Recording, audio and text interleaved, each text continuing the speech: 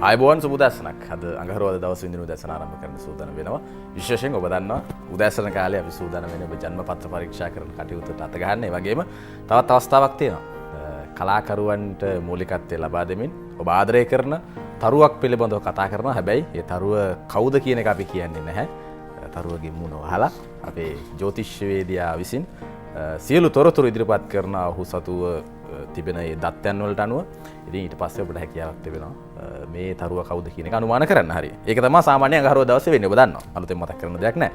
හරි. දැන් මේ කටයුත්තත් එක්ක වැඩේට අත ගහන්න ඕනේ. නමුත් ඊට කලින් මට හිතුණා ටිකක් හැමදාමත් කතා කරනා වගේ සොඳුරු දෙයක් කතා කරන්න. මේ සොඳුරුම දේ අතරින් වඩා සොඳුරු දෙයක් විදිහට අපිට හඳුනා ගන්න පුළුවන් ආදරේ. හැමදාමත් අපිට අත්‍යවශ්‍ය ආදරේ.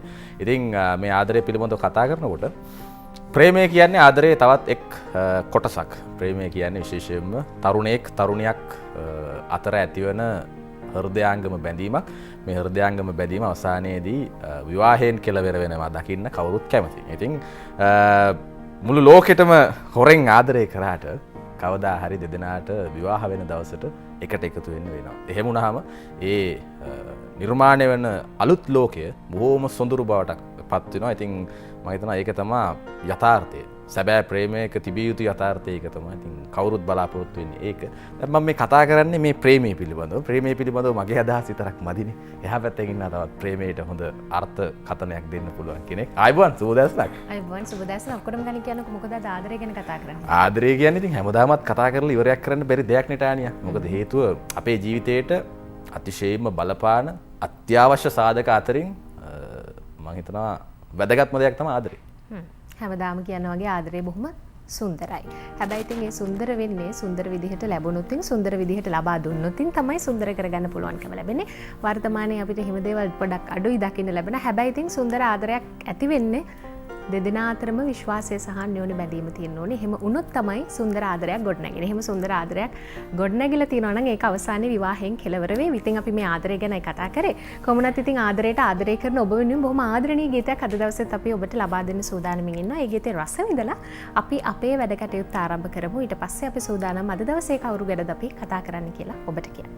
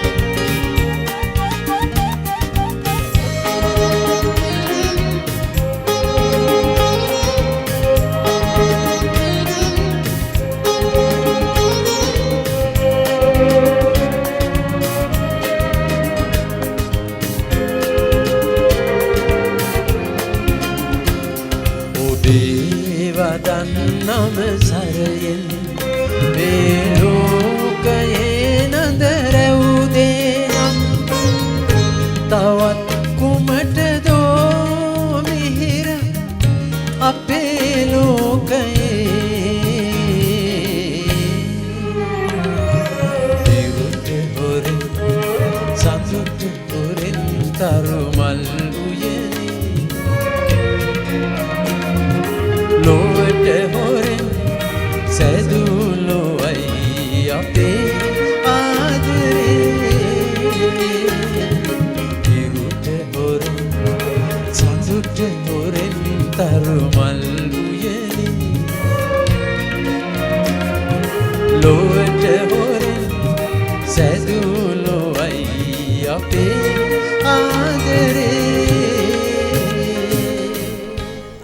ආදරයෙන් නැතුව අපි කාටවත් ජීවත් වෙන්න බෑ. ඒ නිසා ඉතින් ඒ ආදරය සොඳුරු විදිහට ලැබෙන සොඳුරු දිනයක් වෙන්න ඕනේ අද දවස. ආදරණීය දවසක් වෙන්න ඕනේ අද දවස. ඔබ හැම කෙනෙකුටම ඒ ප්‍රාර්ථනාවත් එක්ක බොහෝමත් ආදරෙන් අපි අද දවසෙත් අඟහරුවාද දවසේ වින්දනේ උදෑසනයි ආරම්භ කරන්න සූදානම් වෙන්නේ. හැමදාමත් වින්දනේ උදෑසනින් අපි ඔබට බොහොම ලෙන්ගතුව බොහොම ආදරෙන් ඔබේ ජීවිතේට වටිනින් කියන දේවල් එකතු කරද්දී අද දවසෙත් ඒ විදිහටම අපි සූදානම් වෙනවා. දවස් ආරම්භයේ ඉඳලා අපි 10 මාර වෙනකන් අපේ වින්දනේ උදෑසන කාල වේලාව තුළදී ඔබට බොහොම වටින කියන දේවල් ඔබේ ජීවිතේට ළඟා කරලා දෙන්න. එහෙමනම් මේ සූදානම් වෙන්නේ පුරුදු විදිහටම අද දවසෙත් ඔබ දන්න කියන කෙනෙක් ගැන කතා කරන්න. හැබැයි කවුද කියලා තාම දන්නේ නැහැ. ඒක තමයි තියෙන ප්‍රශ්නේ. අපි උත්සාහ කරමු මේ කවුද කියලා අඳුනගන්න. එහෙම අඳුනගත්තොත් ඔබට පුළුවන්කම ලැබෙවි ඒ වාසනාවන්තයා වාසනාවන්තිය වෙන්න. මේ අපි කතා කරන්නේ කවුරුන් ගැනද කියලා හඳුනගන්න උත්සාහ කරන්න. ඊට පස්සේ අපි බලමු මොනවද ඔබට හම්බ වෙන්නේ කියලා. අපි ආරම්භ කරමුකෝ. හඳුනාගත්තොත් ඔබ මා විශේෂාංකය.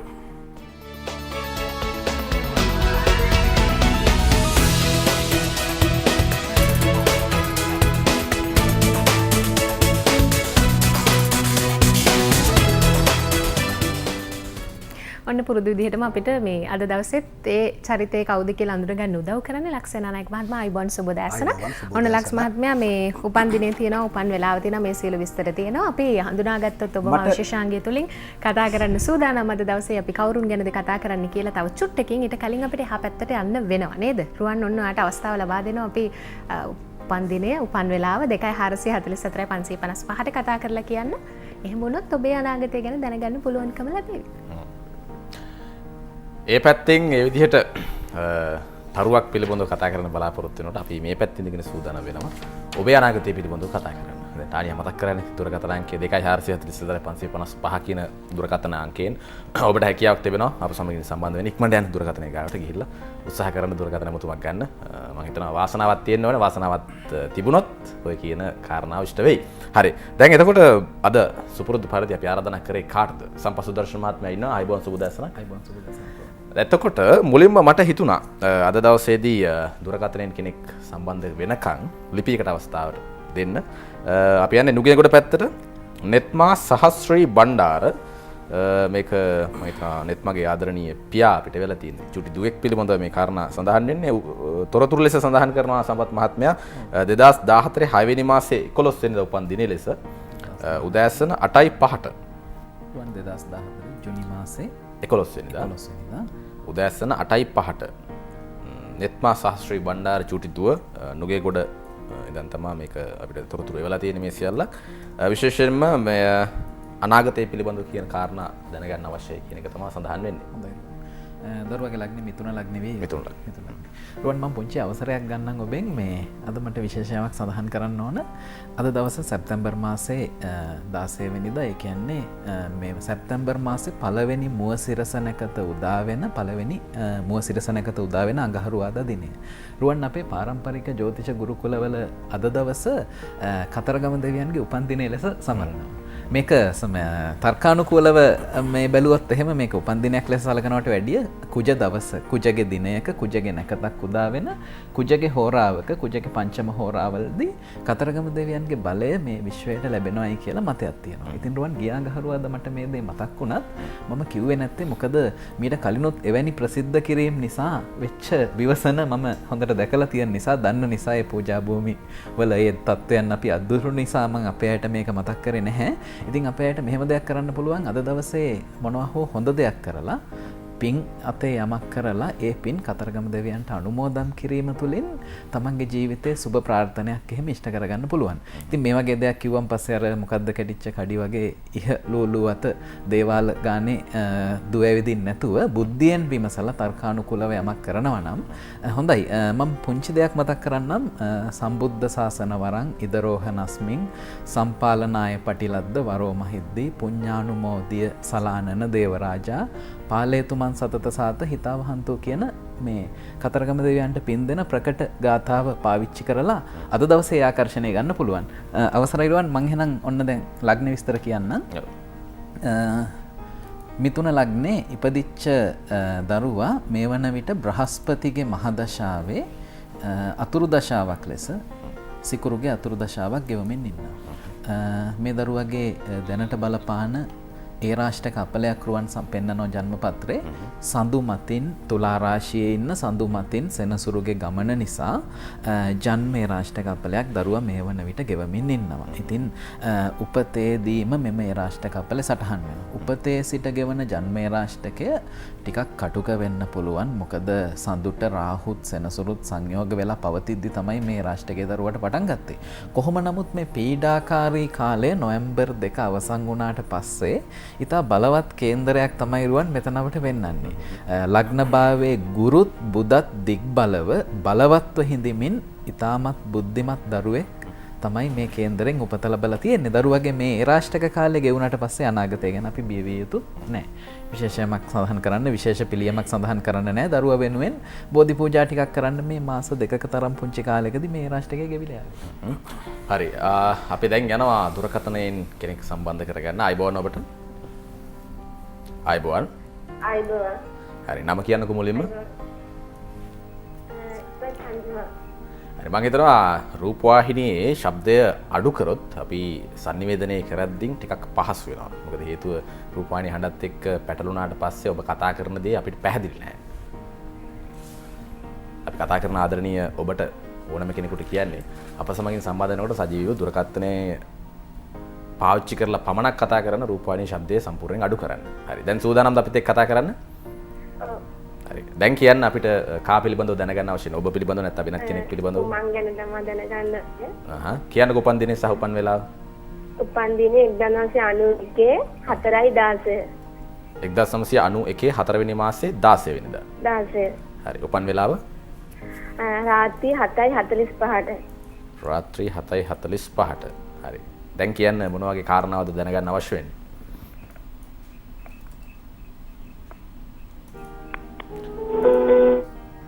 මම හිතා දුරකථනයේ විසන්දි වුණා. අපි තොරතුරු පවසමු. මම හිතනවා ඉදිරි අනාගතය ගැන සංක්ෂිප්තයක් සඳහන් කරොත් හොඳයි. සඳහන්.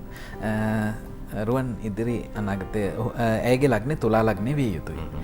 තුලා ලග්නෙන් ඇය ඉපදිලා තියෙනවා. මේ වන විට ඇය ගෙවන දශාව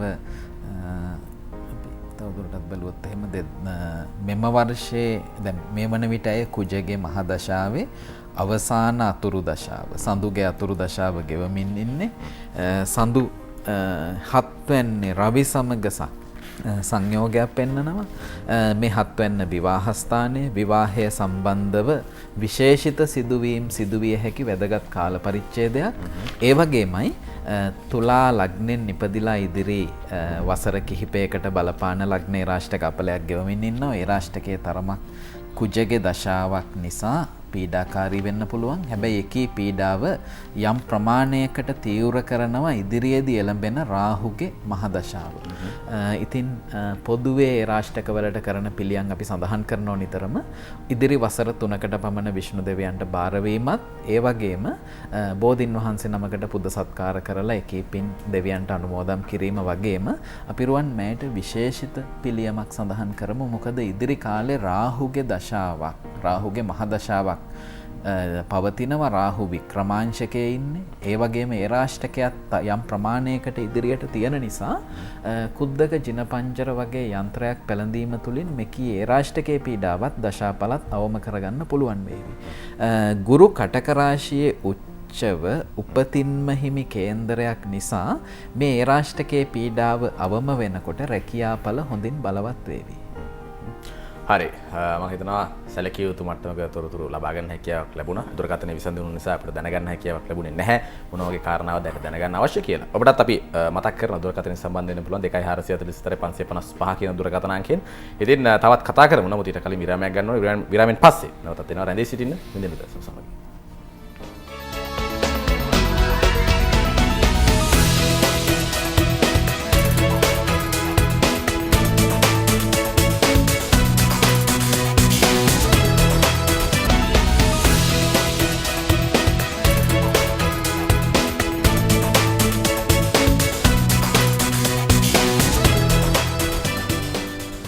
හරිද එහෙනම් ලෑස්තිද අපි මේ කතා කරන්න සූදානම් මං ලක්ස් මහත්තයාට උපන්දිනය උපන් වෙලාවයි දුන්නා ඒකට අනුව මේ අපිට කියයි කොයි වගේ කෙනෙක් ගැනද අපි කතා කරන්න හදන්නේ කියලා ඊට කලින් ලෑස්ති නේද? ඔව් මට අවස්ථාවක් දෙන්න මොකද මේක අලුත්ම වැඩසටහනක් නිසා සමහර වෙලාවට අපි කියන දේවල් අසන අයට ඔබේ තෝකොටික ප්‍රශ්න ඇති කරන්න පුළුවන්.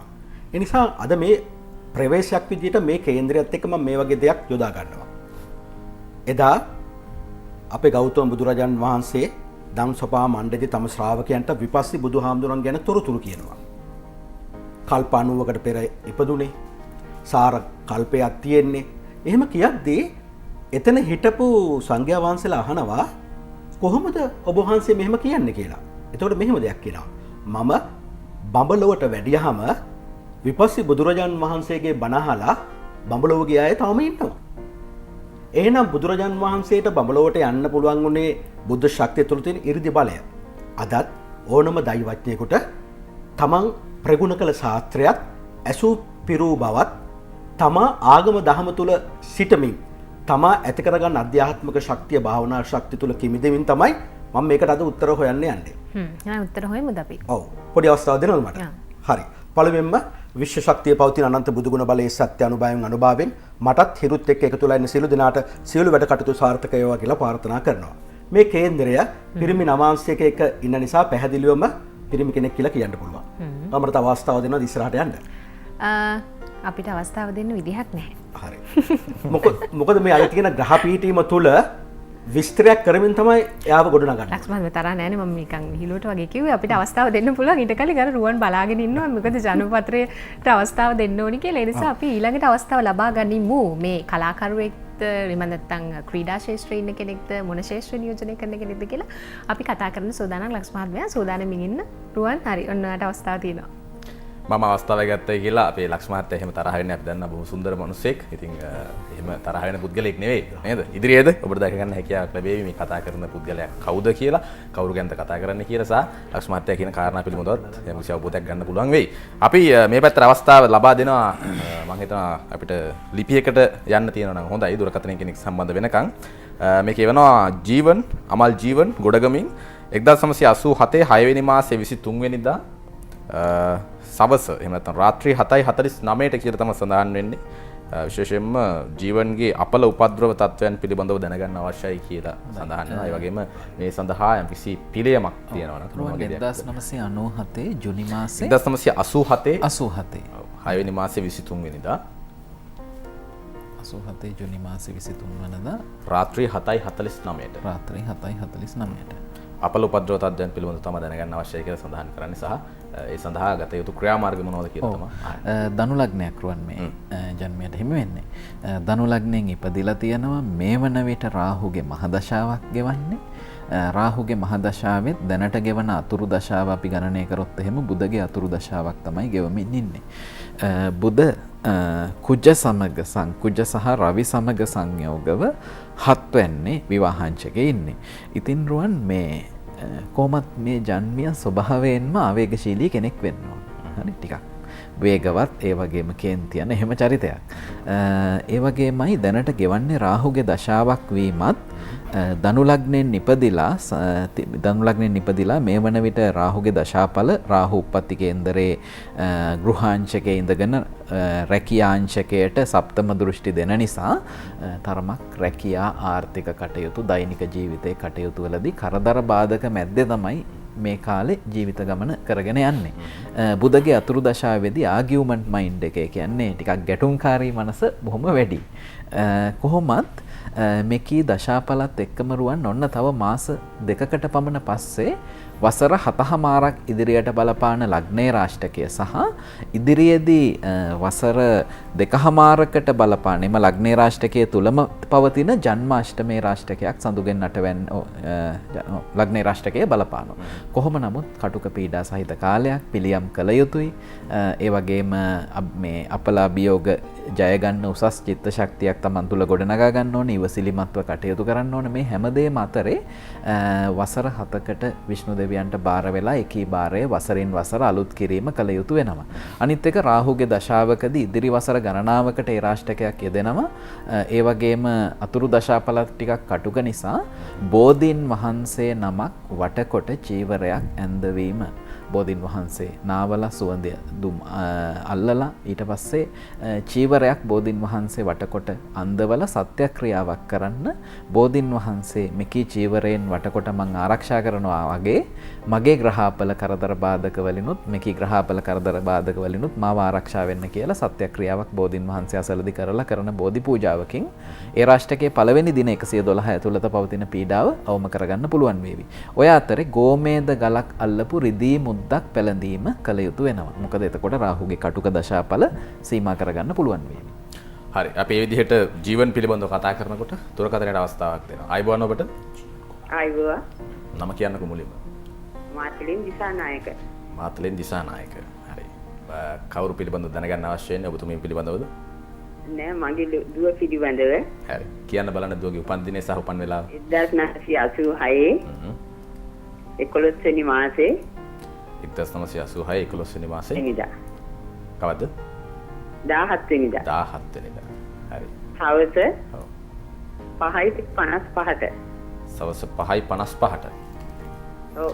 හරි. කියන්න දැන් දුවගේ මොන වගේ තොරතුරක්ද දැනගන්න අවශ්‍යයි? විවාහ ප්‍රමාදය ගැන තමයි බලා ගන්න ඕනේ මට. විවාහ ප්‍රමාදය. අපි බලමු. දුවගේ ලග්නේ වෘෂභ ලග්නේද?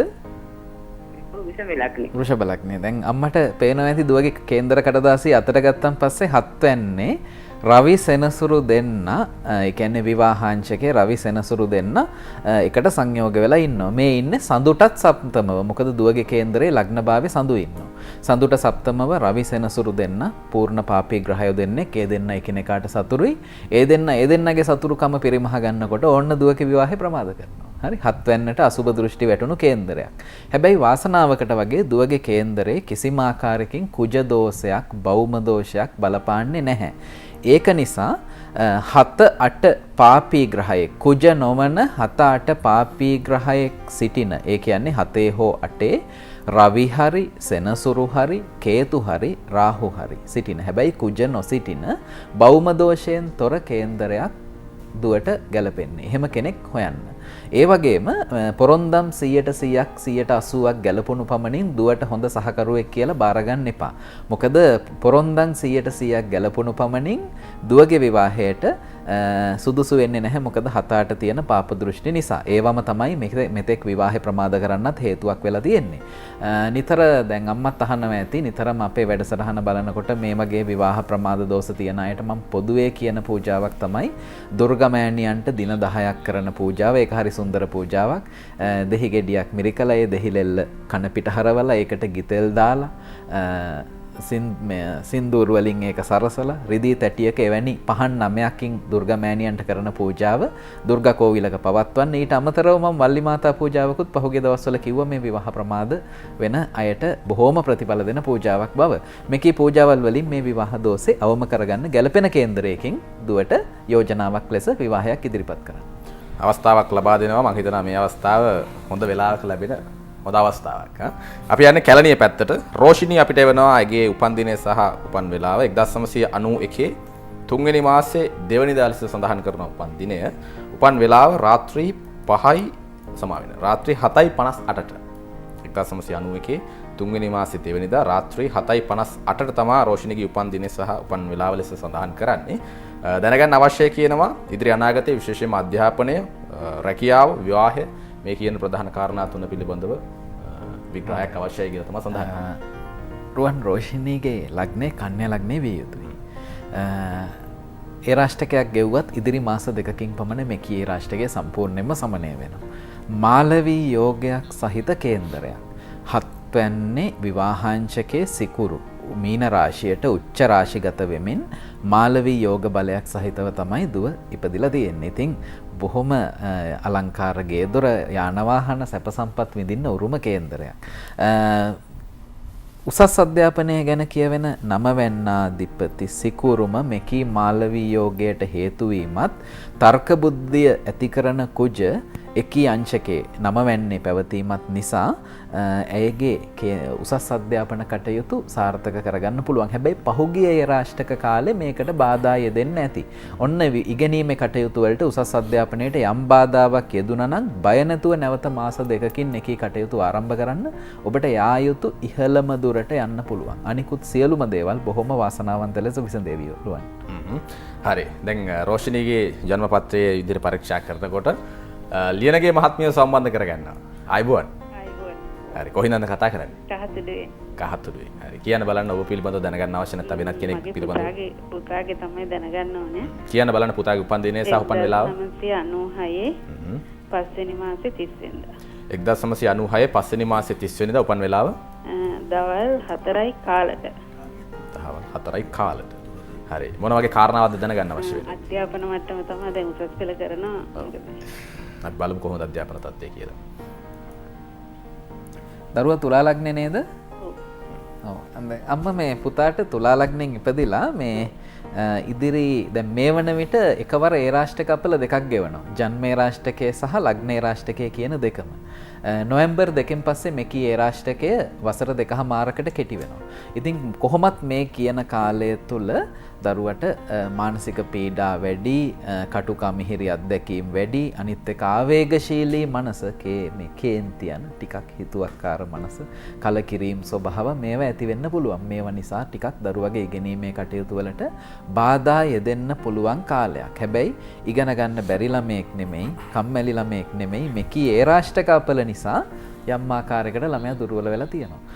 ඉතින් මේ අපලවලට කළ යුතු මූලික පිළියම් කරන්න. එහෙම කරාම දරුවගේ ඉගෙනීමේ කටයුතු සාර්ථක කරගන්න පුළුවන් වෙයි.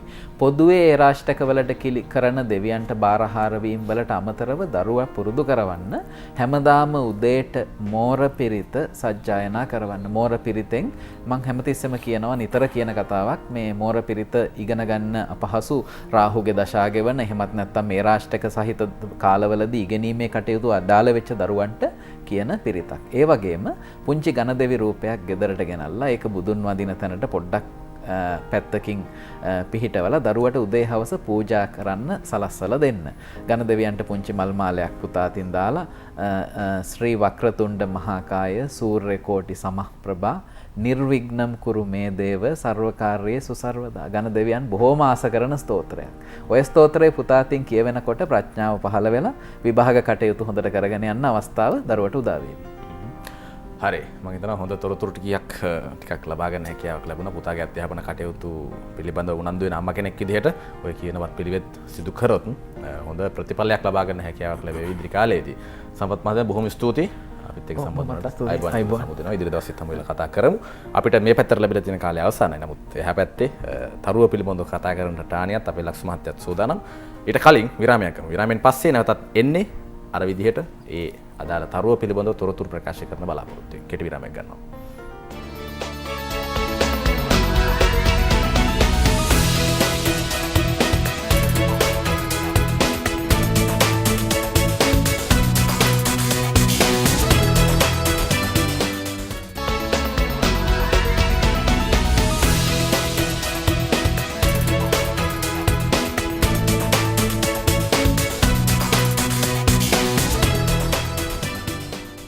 දැන් කීයේ ඉඳන්ද මේ ගැන චරිතය අඳුරගන්න අපිට උදව් කරනවා කියලා කිව්වේ. තාම අපිට උදව් කරන්නකෝ අපිට මුකුත් තොරතුරක් කිව්වේ නැහැ නේ කියලා ඔබ සමහරට තරහෙන් ඇති අමනාපෙන් ඇති. මොකද ලක්ෂ් මහත්තයාත් මේ අවස්ථාව ඉල්ලද්දි මම අවස්ථාව ලබා දුන්නා. ඒ නිසා ඔන්න දැන් අවස්ථාව තියෙන. අපි කිව්වා පිරිමි කෙනෙක් කියලා. හැබැයි අපි කිව්වේ නෑ මොන ශේෂ්ත්‍රද නියෝජනය කරන්න කියලා. ඒ සියලු තොරතුරු කියන්න ලක්ෂ් මහත්තයාට ඔන්න අවස්ථාව තියෙනවා. ඔබටත් අවස්ථාව තියෙනවා. ඒ තොරතුරු ඔස්සේ මේ චරිතය කවුද කියලා අඳුනගන්න. අඳුනගත්තොත් මේ පැත්තට ඉක්මනට මෙන්න 2444යි 555යි. හරි. ඔව්. දැන් මේකේ තියෙන පළවෙනි දේ තමයි ලග්න ගතව ග්‍රහය 3 දෙනෙක් ඉන්නවා. එතකොට වෙනදා වගේ නෙමෙයි ටිකක් මේක අද අමාරු කටයුත්තක්. මම මෙහෙම එනවා. කෙලින්ම නවාංශකයේ පිරිමි නවාංශිකක ඉඳීම හේතු කොටගෙන බය නැතුව කියන්න පුළුවන් පිරිමි කෙනෙක් කියලා. එතකොට ලග්නාධිපතිය ලග්නේ ඉන්නවා. එතකොට ලග්නාධිපතියට හතරවැන්නත් එකතුයි. එතකොට එතනින් අදහස් වෙනවා මෙන්න මේ වගේ නිර්වචනයක්. කිසි කෙනෙක්ගේ උදව් උපකාර බලාපොරොත්තු වෙන්නේ නැතුව ස්ව උත්සාහය තුළම දිනුවට පත් වෙන්න උත්සාහ කරන කෙනෙක්. කාන්තාවන්ට ආකර්ෂණීය පිරිමියෙක්. නමුත් තම ආත්ම ගෞරවය රැකගෙන ජීවත් වෙන්න පුළුවන් කෙනෙක්. හරි. හැබැයි නිතරම පොඩි දෙගිඩියාවක් කෙන කෙනෙක්. අරක කරනවද මේක කරනවද කියන ගතියක්. එතකොට හතරවැන්න අධිපතියා ලග්නගතව ඉඳීම හේතු කොටගෙන 10 වෙනි අධිපතියත් එතන ඉන්න නිසා මෙයා එන වෘත්තියට මව් පාර්ශවයේ නෑදෑයන්ගේ සහයෝගයක් තියෙනවා. සමහරට ඒ එන වෘත්තිය තුළ ඒගොල්ලොත් ඒ පාර්ශවයේ ඉන්න පුළුවන්. ඒ කියන්නේ අයගේ අඩිපාරේ ගිය අඩිපාරේ යන්න පුළුවන්. හරි? ඒගොල්ලන්ගේ ආభాෂය ලැබමි. මව් පාර්ශවය. මව් පාර්ශවය. ඒතර අනිත් පැත්තෙන් කියන්න පුළුවන් කිසි කෙනෙක්ගෙන් ඒ කියන්නේ දකුණු අතින් දෙන දේ වම් අතට නොදෙන්න දෙන කෙනෙක්. හරි? මිත්‍රත්වයට මම ගැන කිව්වේ. අනිත් එක තමයි 7 වෙනි අධිපතියයි 10 වෙනි අධිපතියයි එකම ග්‍රහයෙක් වෙලා ලග්නගත වීම. ඒකෙන් අදහස් කරනවා තමාට ජීවිතේ පණ වගේ සෙවණල්ල වගේ ඉන්න බිරිඳක් හම්බෙන්න තියෙන පිහිටීමක්. මොන ප්‍රශ්නයවත් මෙයත් එක්ක වෙන්නවා. ඒ කියන්නේ හම්බෙලා තියෙනද? ඔව් හම්බෙලා තියෙන්නේ. හරි? ඒතර එයා ගත්තාම බිරිඳව ගත්තාම ලග්නාධිපතිය එක්කත් 10 වෙනි අධිපතියත් එකතු වීම හේතු කොටගෙන බිරිඳත් මෙයා ඉන්න ශේත්‍රයේම ඉන්න කෙනෙක් විදිහට මම තර්ක කරනවා. දැන් මොකද ශේත්‍රය? පොඩ මම ඉතට එන්න. එතකොට 10 වෙනි අධිපතියා ඉන්නවා කිව්වනේ. ඒතර 10 වෙනි අධිපතියා ලග්නගතව හිටපුවාම වෘත්තීය මට්ටම තුල පෞරුෂත්වයෙන් හැපි පුද්ගලයෙක්. ලොක්කොත් එයා හොයාගෙන යනවා. කාව්‍ය ශාස්ත්‍රයට හැකියාවක් තියෙනවා. ඔන්න දැන් පළවෙනි සිග්නල් එක අපිට ආවා. හරි? එතකොට 10 වෙනි අධිපතියා තමන්ට සතුරු රාශියක වුණත් ඉන්නේ සුවක්ෂේත්‍ර බලයකින්. එහෙනම් මේ වගේ ගතිගුණ යාගාව තියෙනවා.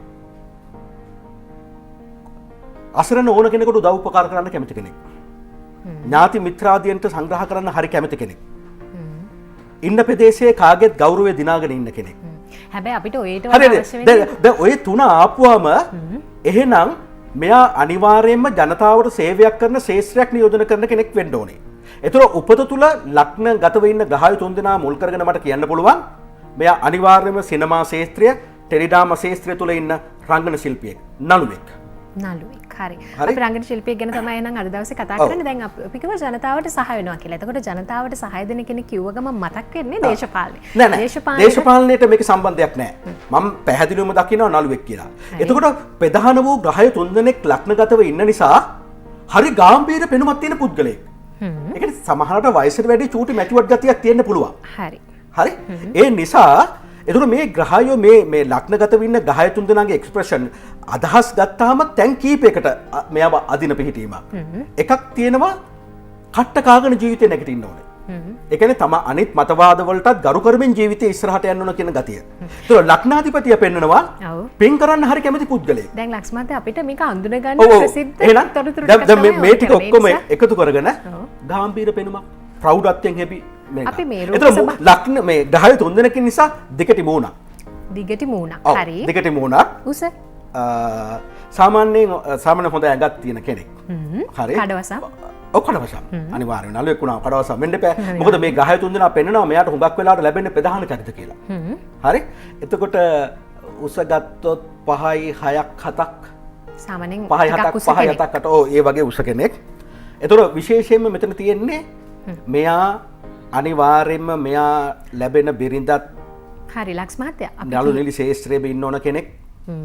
එහෙම කෙනෙක් නේ. ඔව් එතකොට මව් පාර්ශවයේ පිය පාර්ශවයේ දැන් අපි මේ කියපු තොරතුරුත් එක්ක කෙනෙක් අඳුන ගන්න තියෙනවා මේ චරිතය. අපි බලමු හරිද නැද්ද කියලා. 2.444.555 ඔබ වෙනුවෙන් නිර්තය කියලා නැවතත් මතක් කරන ගමන් කවුද අපිත් එක්ක මේ මොහොතේ ඉන්නේ? ආයිබෝන් සුබෝදෑසනක් ඔබට. ආයිබෝන් සුබෝදෑසන. කවුද මේ? ශශිකා. ශශිකා කොයි ප්‍රදේශ? ගම්පලාත කොහෙද? රත්නපුරේ. රත්නපුරෙන්. හරි. ශශිකා දැන් කවුරු කියලාද හිතන්නේ? අපි මේ කතා කරන්නේ කවුරුන් ගැනද? මම හිතන්නේ චන්න පෙරේරා කියලා. චන්න පෙරේරා. බලමුනේ. අපි ඉස්සරහට තව කාල වේලාවක් තියෙනවා නේ ගිහිල්ලා බලමු කවුද අපි මේ කතා කරන්නේ චන්න පෙරේරා ගැනද කියලා. අපි රංගන ශිල්පියෙක් කියලා නම් කිව්වා. උස මූණ දැන් මේ ගාම්භීර පෙනුමක් තියෙන්නේ. මේ ලව්ලි ෆේස් එකක් නෙමෙයි තියෙන්නේ.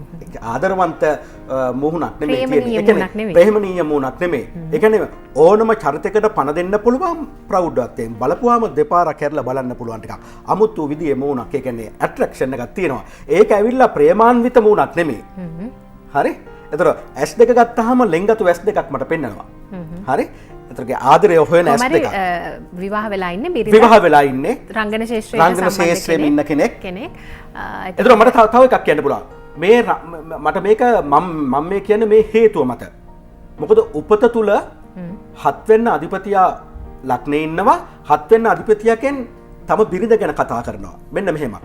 ඒතර බිරිඳ කතා කරද්දිත් බිරිඳ ඉන්න නවාංශක ලග්නෙට බලපාන නිසා කලාවට සම්බන්ධ කෙනෙක්. අනිවාර්යයෙන්ම. ඒතර රංගපෑම. අනිත් පැත්තෙන් මෙයාගේ ගතිගුණ කිව්වොත් තමාට ඕන දේවල් අතනින් චුට්ටයි මෙතනින් චුට්ටයි අරන් කරගන්න පුළුවන් ගතියක් තියෙනවා. එහෙමනම් මෙතනින් අපිට අදහසක් දෙනවා මෙයා පොඩි කාලේ ඉඳන්ම ශේත්‍රයේ හිටපු කෙනෙක්. කියන්නේ බිරිඳද? බිරිඳ. එහෙම නිපෙන්නු. එහෙම එකක් දෙනවා.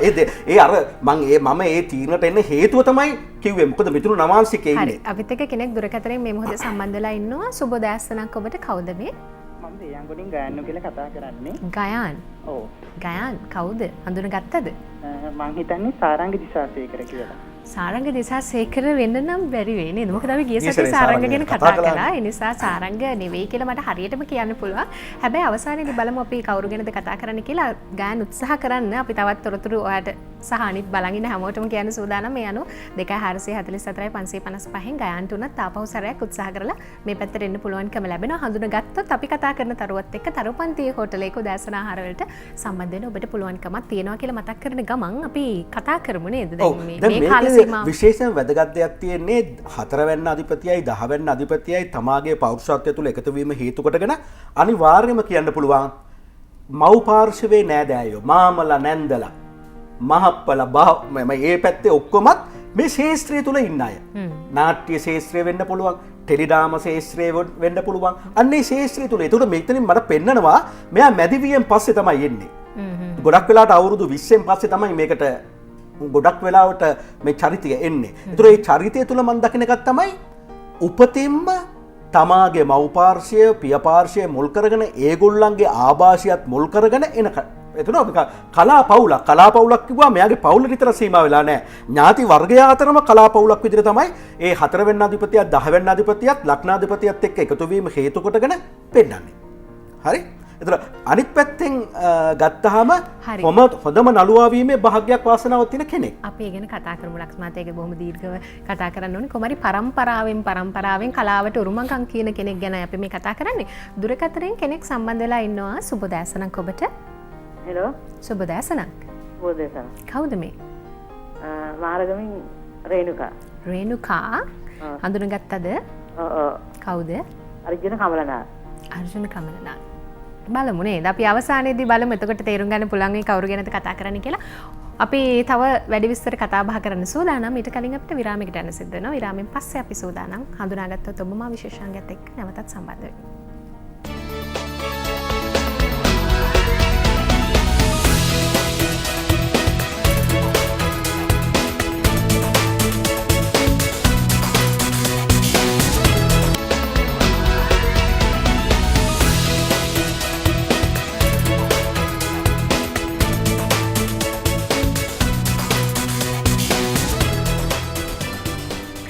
මාතය ගොඩාක් උදව් කරලා තියෙන්නේ ඔබට අඳුන ගන්න. අපි රංගන ශිල්පියෙක් ගැන කතා කරන්නේ. කලා පරපුරකින් තවත එන්නා වූ කෙනෙක් විය යුතුයි. එහෙම තමයි කිව්වේ නේ. වෙන කෙනෙක්. පැවත කෙනෙක්. එතකොට චිත්‍රපට නළුවෙක්, ටෙලිනාට්‍ය නළුවෙක් ගැනයි අපි කතා කරන්නේ. 2444 555 ඔබ වෙනුවෙන් විවෘතයි මේ පැත්තට ඇවිල්ලා මේ චරිතය අඳුර ගන්න කෙනෙක් ඇවිත් ඉන්නවා. සුබ දැසනක් ඔබට. සුබ දැසනක්. මම කතා කරන්නේ මැදිරිගිරියේ නිලන්තේ. නිලන්ති. ඔව් නිලන්ති ආච්චි. නිලන්ති රූපවාහිනී යන්ත්‍රේ නම් හඬ හොඳටම වැඩි. පොඩ්ඩක් කාට හරි කියන්න අඩු කරන්න කියලා ඔයා කොහෙවත් යන්න එපා. අපිත් එක්ක දුරකථනේ ඉන්න. අපිට කියන්නකෝ දැන් අඳුරගත්තද චරිතේ? අපි මේ කවුරු ගැනද අඳුරගත්තා. කවුද? බිමල් ජයකොඩි මහත්මයා. බිමල් ජයකොඩි මහත්මයා. කියලා තමයි හිතන්නේ. ඒවා හිතන එක. අපි බලමු අවසානයේ බලමු නිලන්ති ජයග්‍රාහිකාව වේවිද කියලා. එමුණොත් ලැබෙන අවස්ථාව ගැන නිලන්ති දන්නවනේ. හරි එහෙනම් බොහොම ස්තුතියි අපිට කතා කළාට 2444 ඔබට පුළුවන් තවදුරටත් අපිට කතා කරලා මේ චරිතය කවුද කියලා අඳුරගන්න. ලක්ෂ්මන් මේ තව අපිට උදව් කරන්න පුළුවන්. දැන් මෙතනදී අපි මූණට આવොත් ප්‍රධාන ග්‍රහයෝ 3 දෙනෙක් ඉන්න නිසාත් සිකුරු දෙවැන්නේ ඉන්න නිසාත් කට සාමාන්‍යයෙන් මේ චිත්‍රපටි වලට ඔබින කටහඬක්. තරමක ගොරෝසු කටහඬක්. හරි ඒක. අනිත් එක තමයි ග්‍රහය 3 දෙනෙක්ම ඉන්නේ ගැඹීර තත්වෙක. මම ග්‍රහය 3 දෙනා කවුද කියලා කියන්නේ නැහැ. ඒ නිසාම මට කියන්න පුළුවන් මේ මූණෙන් හරි ගැඹීර තත්වයක් නිතරම දිස්සෙන මූණක්. එතකොට ගැඹීර තත්වයක් දිස්සෙද්දී අපිට කියන්න පුළුවන් මේ ඇහි බැම් මෙහෙම තදයි. මොකද ගැඹීර තත්වෙන්නේ එතනින්නේ. ලාමක තත්වයක් වෙන්න බෑනේ එතකොට. එතකොට ඒ එක්කම දැන් මේ ගාම්භීර මූණක් තියෙද්දී සාමාන්‍යයෙන් අපිට හිතා ගන්න පුළුවන් දෙයක් තමයි මේ නහය හරි කෙලින් කියන එක. හරි? ඒතර ගාම්භීර මූණක් තියෙන කෙනෙකුට ඒ ගාම්භීර බව පෙන්වන්න හොඳ කොණ්ඩෙකුත් තියෙන්න ඕනේ. මේ මං හිතන විදිය. හරි? එහෙනම් හොඳ කොණ්ඩෙකුත් තියෙන්න ඕනේ. ඒතර මේකෙදී ඒ කොණ්ඩ ගැන කියන්න පුළුවන් මේ ඉන්න ග්‍රහ මට්ටමත් සිකුරු දෙවැන්නේ ඉඳලා පස්වෙනි කියන තුලා නවාංශික ඉඳීමත් හේතු කොටගෙන ගොඩක් වෙලාවට හරි පහසුවෙන් පීරන්න පුළුවන් කොණ්ඩයක්. ඔය ටානියා වගේ ප්ලේන් කොණ්ඩයක්. මොකද ඒක මම කියන්නේ සිකුරු මුල් කරගෙන. හරි? එහෙනම් කැරලි කොණ්ඩයක් වෙන්න බෑ මෙයාට අනිවාර්යයෙන්ම. ඒත් එක්කම සාමාන්‍යයෙන් බලපුවාම ටිකක් ඇඟපත තියෙන කෙනෙක්. කොහමරි ප්‍රේමානන්ද චරිතවලට වඩා ගාම්භීර චරිත. ඒ කියන්නේ මම ගාම්භීර චරිතක. හැබැයි මෙයා මේ කේන්ද්‍රය තුල පෙන්වන ටිකක් හොයලා බලලා චරිත තෝරගෙන කරන කෙනෙක්. ඔව් විමල් ජයකොඩි මහත්මයා කියන්නේ. විමල් ජයකොඩි ගැන තමයිලු කතා කරන්නේ. තාමට පොඩ දෙන්න. හරි දැන් දෙන්නෙක්ම කියලා තියෙන්නේ. බලමු අපි අවසානයේදී කවුද ගැනද අපි කතා කරන්නේ කියලා. දැන් අපි තව ලස්සන දෙයක් තියෙනවා. මට විනාඩියක් දෙන්න. කේතු මාදසාය ගුරු අන්තර්දසාය ඉපදීමක් කේතු 10 වෙනිත් ගුරු ලග්නෙත් ඉඳීම හේතු කොටගෙන අනිවාර්යයෙන්ම තම වෘත්තීය තත්ත්ව තුළ ඉහළට මෙන පුද්ගලයෙක්. එහෙනම් හොඳම නළුවා වීමේ සම්භාවිතාවය වැඩි. එතකොට මේ ග්‍රහ මට්ටම් දැන් යන මට්ටමත් බලපුවාම මෙයා මීට පෙර අපි ගමුකෝ සමස්තයක් වශයෙන් පහුගිය අවුරුදු 4 ගන්නකෝ. ඔය 4 ඇතුළත අනිවාර්යයෙන් හොඳම නළුවා වීමේ දේ එයා පහස විඳලා ඇති කියලා තමයි මට හිතෙන්නේ. හරි? ඒ කියන්නේ තෝරගෙන කරනවා කියන්නේ ටිකක් ගැඹීර චරිත කරන්නේ. හරි? ඒ නිසා මේ කියන පුද්ගලයාට දැන් මේ යන කාලේ බලපුවාම ඉතාම හොඳ කාලයක් විතර මම දකින්නේ. හොඳ ආදායම් මාර්ග ලැබෙන කාලයක්. විශේෂයෙන්ම පියෙක් විදියට දරු සෙනෙහස් ලබන්න පුළුවන් කාලයක්. අලුත් ගෙයක් හදන්න එහෙම නැත්නම් ඉන්න ගේ තවත් ලස්සන කරගන්න හදන කාලයක්. එහෙම තමයි මම දකින්නේ. හරි. ගොඩාක් විස්තර කිව්වා. බොහෝ දෙනෙක් අපිත් එක්ක දුරකථනයෙන් සම්බන්ධ වුණා. තවත් බොහෝ දෙනෙක් දුරකථනයෙන් සම්බන්ධ වෙන්න උත්සාහ කරනවා කියලා අපිට ආරංචි. හැබැයි ඉතින් මේ හැම කෙනෙක්ටම අවස්ථාව ලබා දෙන්න බෑ. බලමු අපි වාසනාවන්තයෙක් ඉන්නවද කියලා. ලක්ෂ් මහත්තයා කවුරු කියලාද හිතන්නේ? මගෙන් දහන්නේ. ඔය ඔයාමට අවසර දෙනවද එහෙම? දැන් අපිට කිව්වනේ සාරංග දිසානායක කිව්වා, දිසාසේකර කිව්වා, අර්ජුන කමලනාත් කිව්වා. නමුත් අර අවසාන උත්තර දෙකට මම වැඩි කැමති වෙනවා. එහෙම වෙන්න ඇති කියලා වෙන්න ඇති. ඒ කියන්නේ ඒ වගේ ගැඹීර කෙනෙක්ව තමයි මට පෙන්වන්නේ. එහෙම කියලා හිතනවා. එහෙම කෙනෙක්. ඒතර අර වටපිටාව පරිසරය අනුවත් සාධාරණ තීරණයක් ගන්න පුළුවන් එතනට අපිට. කියපු තොරතුරු සහ වටපිටාව නිර්මාණය කරපු ආකාරයට ලක්ෂ් මහත්තයා බොහෝ දෙනෙක් කිව්වේ විමල් ජයකොඩි කියලා. අපි බලමු අවසානයේදී අපි කතා කරලා තියෙන විමල් ජයකොඩිද කියලා. මොකද තිරේ දෙස්සන රූපයෙන් අඳුරගන්න පුළුවන්කම ලැබුණා. ඔන්න ඉතින් අපි කතා කරේ එහෙනම් විමල් ජයකොඩි ගැන තමයි. හරි අපි මේ මොහොතේ මේ විමල් ජයකොඩි මහත්මයාව දුරකථනයෙන් සම්බන්ධ කරගෙන ඉන්නේ. ආයුබෝවන් සුබ දවසක් ඔබට. ආයුබෝවන්. ආයුබෝවන්. මලයි දැන් අපි අද දවසේ වාගෙන තමයි කතා කළේ. බලුවද අපි මොනවද කිව්වේ කියලා ලක්ෂ් මහත්තයා ගොඩක් දේවල් කිව්වා. මොකද හිතෙන්නේ? මම ඇත්තටම මම බලන්න උත්සාහ කරනවා වෙලාව මේ පළාත විදුලිය යන හිටියක් සිදුන ඒක නිසා බලන්න හම්බුනේ නෑ. මට යම් දේවල් ටිකක් ඇහුණා මම මේ දුරකථනය වැඳලා ඉන්නකොට. හරි එහෙනම් මේ ඉදිරි දවසකදී මේ විමල් ජයකොඩි මහත්මයාත් එක්ක තරුපන්තියේ හෝටලයක උදෑසන ආහාර වලට සම්බන්ධ වෙන මැදිරිගිරිය නිලන්ති මහත්මිය. අය තමයි අද දවසේ ජයග්‍රාහිකා වුණේ. එහෙනම් විමලයි බොහොම ස්තුතියි අපිත් එක්ක සම්බන්ධ වුණාට. බොහොම ස්තුතියි ඔයගොල්ලන්ට. හරි එහෙනම් ලක්ෂ් මහත්මිය අද දවසේ අපිට මේ හඳුනාගත්තත් ඔබ විශේෂාංගික සමගන්න සිද්ධ වෙනවා. ඉදිරි සතියේත් මේ විදිහටම ඔබ දන්න කියන කෙනෙක් ගැන කතා කරන්න අපි අඟහරුවාදා දවසේදී සූදානම්. හඳුනාගත්තත් ඔබ විශේෂාංගික ලක්ෂ මහත්මිය බොහොම ස්තුතියි. ආයිබෝන්. එහෙනම් අපි විරාමයක් ලබා ගන්නවා. විරාමයෙන් පස්සේ මං හින්දා ඔබ විශේෂාංගය ඔබ වෙනුවෙන් සූදානම්.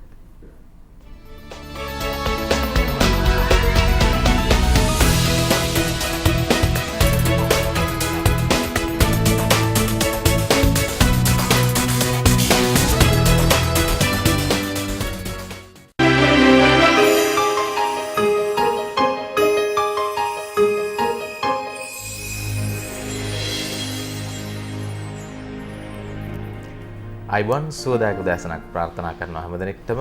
අපි ජීවිතය පිළිබඳව සමාජය පිළිබඳව කතා කරන වේලාවට පැමිණ තිබෙන්නේ. ඉතින් මම හිතුවා මේ ජීවිතය පිළිබඳව කතා කරනකොට මේ දැනුවත් බව කියන එක, බුද්ධිමත් බව කියන එක කොයිතරම් ජීවිතයට වටිනවද කියලා මතක් කරගන්න. අපි ජීවත් වෙන කාලය තුලදී අපි බුද්ධිමත්ව දැනුමෙන් ස්වයං පෝෂණය වෙලා ජීවත් වෙනවා නම් මම හිතන්නේ ජීවිතේ ජයග්‍රහණය කරන්න, ජීවිතේ Tamanට අවශ්‍ය නිසි මාර්ගය යන්න බොහොම අස්වැසිල්ලක් වෙනවා.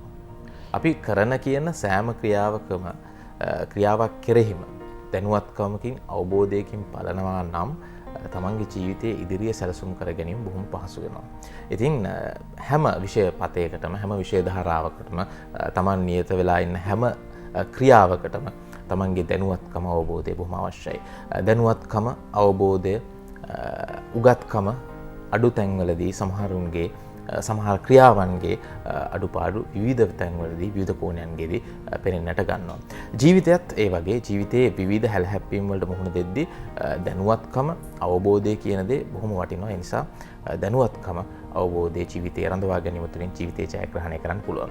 ඒ දැනුම අවබෝධයයි අදත් අපි ඔබට ලබා දෙන්න සූදානම් වෙන්නේ. එසේනම් ආරම්භ කරමු. මං හින්දා ඔබ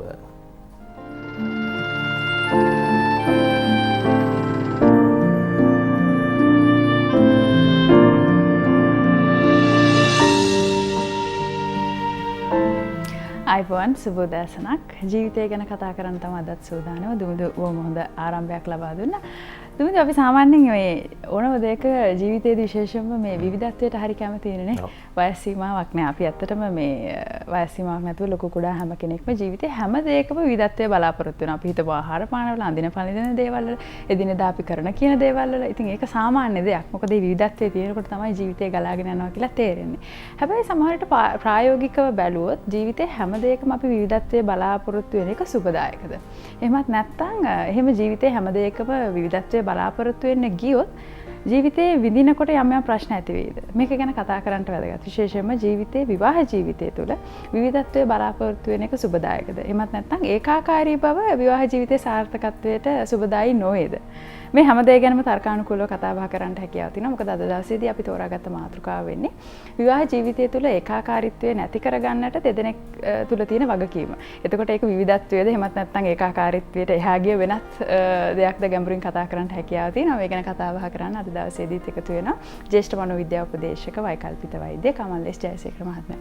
ආයිබෝන් ඔබතුමාට. වෛද්‍යතුමනි ඔබතුමාත් එක්ක කතා කරන්නට කලින් අපි හඳුනා ගන්නට ඕනේ නීතිඥතුමියවත් දුමිදු. ඔව්. අපේ නීතිඥ දමයන්ති සානායක මහත්මිය ඉන්නවා අපිත් එක්ක එකතු වෙලා අපි කතා කරන්නේ ආයිබෝන් කියලා පිළිගන්න ඔබතුමිය. ගෞරවයෙන්. මම හිතන්නේ මේ නීතිඥතුමියක් වුණාමත් ඒ පිළිබඳව මම හිතන්නේ බොහෝ දුරට එතුමියට දැනුවත්කමක් අත්දැකීම් ළඟට ආපු අය කියපු දේවල් බොහෝමයක් ඉදිරිපත් කරන්න හේතු වෙනවා ඇති. එහෙමනම් අපි මේ ඒකාකාරී බව නැති කරගන්න විවාහ ජීවිතයේ විශේෂයෙන්ම මෙතනින් පටන් ගන්න නැතුව ඔතනින්ම පටන්ගෙන ඒකාකාරී බව නැති කරගමු. අපි ආරම්භ කරමු එහෙනම් අරුණි. ඔව් වෛද්‍යතුමනි දැන් අපේ මාතෘකාව විදිහට අපි තෝරගෙන තියෙන්නේ විවාහ ජීවිතයක් තුළ ඒකාකාරී බව නැති කරගන්න දෙදෙනා සතු වගකීම කියන දේ. මම මේ ප්‍රශ්නෙට යන්න කලින් ඒක ගැන අහන්නට කලින් මම අහන්න ওই කීරීතට විවාහ ජීවිතයක් තුළ අනිවාර්යයෙන්ම විවිධත්වයේ තියෙන්න ඕනද? ඒ කියන්නේ දැන් ඔය ආදරය දෙදෙනා වෙනුවෙන් තියෙන කැපකිරීම ඔය වගේ දේවල් ඒකාකාරීව තියෙන එක හොඳයි නේ වෙනස් නොවි. ඒතර ඔබතුමා කියන්නේ විවාහ ජීවිතයක් තුළ මේ විවිධත්වයේ කියන එක ඕනේද අනිවාර්යයෙන්? අනේ දැන් ආරම්භයේදීත් කතා කළා වගේ මේ දේවල් අවශ්‍ය තැනට ගැලපෙන්නට තිබීමයි අත්‍යවශ්‍ය වෙන්නේ. මොකද දැන් සමහර දේවල් තියෙනවා වෙනස් විය යුතු දේවල්, සමහර ඒවා තියෙනවා වෙනස් නොවිය යුතු දේවල්. එතකොට මේ විවිධත්වය කියන දේ අලංකාරයක් එකතු කරනවා ජීවිතේට. නමුත් ඒ හැම එකක්ම කිසියම් වූ පිළිවෙලක පැවැත්මකට ආධාර වන ආකාරයේවා විය යුතුයි. දැන් අපි හැමතිස්සම දකින දෙයක් තියෙනවා මේ මනෝවිද්‍යාව තුළදී අපි මොකක් හරි එල්ලෙන ස්වභාවයක් තියෙනවා මේ වෙන තියෙන ක්ලමතකාරී තත්ත්වයන් එළියට යවන්න. එතකොට දැන් ඒකාකාරී බව කියන දේ හරිම සුන්දර දෙයක්. ඒක ඒකාකාරී බව කියන එකක් අපිට හැමතිස්සම තියෙන දෙයක්. නමුත් මේ ඒකාකාරී බව අපිට කරන්න දේවල් තියෙන දැන් උදේට නැගිටින්න වෙනවා. ඊට පස්සේ ශරීරය පිරිසිදු කර ගන්නවා. ආහාර ටික ගන්නවා. අනිත් එක්කන ආහාර හදනවා. හොඳයි දැන් මේ වැඩපිළිවෙල ඒකාකාරී කියලා අද නම් නැගිටින්න සතියකට විතර කියලා ඉන්න බෑ. ඒකාකාරී කියලා ආහාර නොගෙන ඉන්න බෑ. හැබැයි මේ ජීවිතය තුළ වෙන වැඩ කටයුතු ටික කිසියම් වූ අලුත් විදි ක්‍රමවේද සහ අලංකාරයන් එකතු කරලා කරගන්නට පුළුවන්.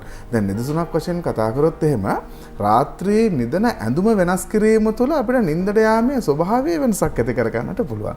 මෙන්න මේවා තමයි එන්නට ඕනේ. නිදාගන්න එකනේ කොහොමත් එකයි කියලා නිදාගන්න බෑ. හැමදාම මදුරු දැල දානවනේ කියලා ඕක අකුලක් නැතුව තියන්න හොඳ නෑ. නේද? දැන් හැමදාම දාන්නේ නෝන රාත්‍රී කාලේදී නේද? එතකොට මේ හැමදාම දාපු මේ බෙඩ් ෂීට් එක ඕනේ නෑ අකුලන්න. කොහොමද ඉච්චාවේ කියලා එහෙම ඉන්න බෑ. මේවා වෙනස්කමක් ඕනේ. හැබැයි අනිත් පැත්ත තමයි අපි වෙනස් නොකර පවත්වා ගත යුතු දේවලුත් තියෙනවා. මෙතනදී අපි පරිස්සම් වෙන්න ඕන දේ තමයි නිරරදිව තබාගත යුතු දේවල් විවිධාංගීකරණය කරන්නට යාම තමයි අපි හැමතිස්සෙම උත්සාහ කරන්නේ. වෙනස් කළ යුතු දේ පමණක් වෙනස් කරගෙන ජීවිතේට අලුත් දේවල් එකතු කර ගන්න ඕනේ. වෙනස් නොකළ දේ වෙනස් නොකර තියාගන්නට ඕනේ. එතකොට අපි ඔය කියන ඒකාකාරී බව ඇති වෙන්නේ නැහැ. බොහොම ලස්සන ජීවිතයක් අපිට ගෙන යන්න පුළුවන්. හොඳයි. ඔය වෙනස් කරගත යුතු දේවල් සහ වෙනස් නොකරගත යුතු දේවල් මොනවද කියලා අපි බොහොම හොඳින් විග්‍රහ කර ගන්නට අවස්ථාවක් තියෙනවා වැඩසටහන තුළ. දුනු මේ අරුණි මේ සමහරු ජීවිතේ ඒකාකාරී කියලා බිරිඳ හෝ ස්වාමි පුරුෂයාත් සමහරවිට විවිධාකාරයෙන් වෙනස් කරගන්න හදනවා. ඒ ඒකාකාරී බව නැති කරගන්න කියලා. එහෙම වුණොත් සෑහෙන අමාරුවක වැටෙනවා. සෑහෙන විවිධාකාර දේවල් වලට මුහුණ දෙන්න සිද්ධ වෙනවා අනිවාර්යයෙන්ම. මේ ඔබතුමීගේ අහන්න කැමති දැන් අපිට පුංචි කාලේ ඉඳන් උගන්වනවා මේ කාලසටහනකට වැඩ කරන්න. ඔය කාලසටහන මේ දිගටම අපිට ජීවිතේට වැදගත් වෙනවනේ. උදේ මේ වෙලාවට නැගිටින්න ඕනේ. මේ වෙලාවට රස්සාවට යන්න ඕනේ. අපිට නම් එහෙම සමහරවිට වෙනස් වෙනවා කාලසටහන. මේ වෙලාවට කනවා. මෙන්න මේ වෙලාවට තමයි මම මේ ගෙදර එන්නේ. මෙහෙම කියලා හදලා දීලා තියෙනවා.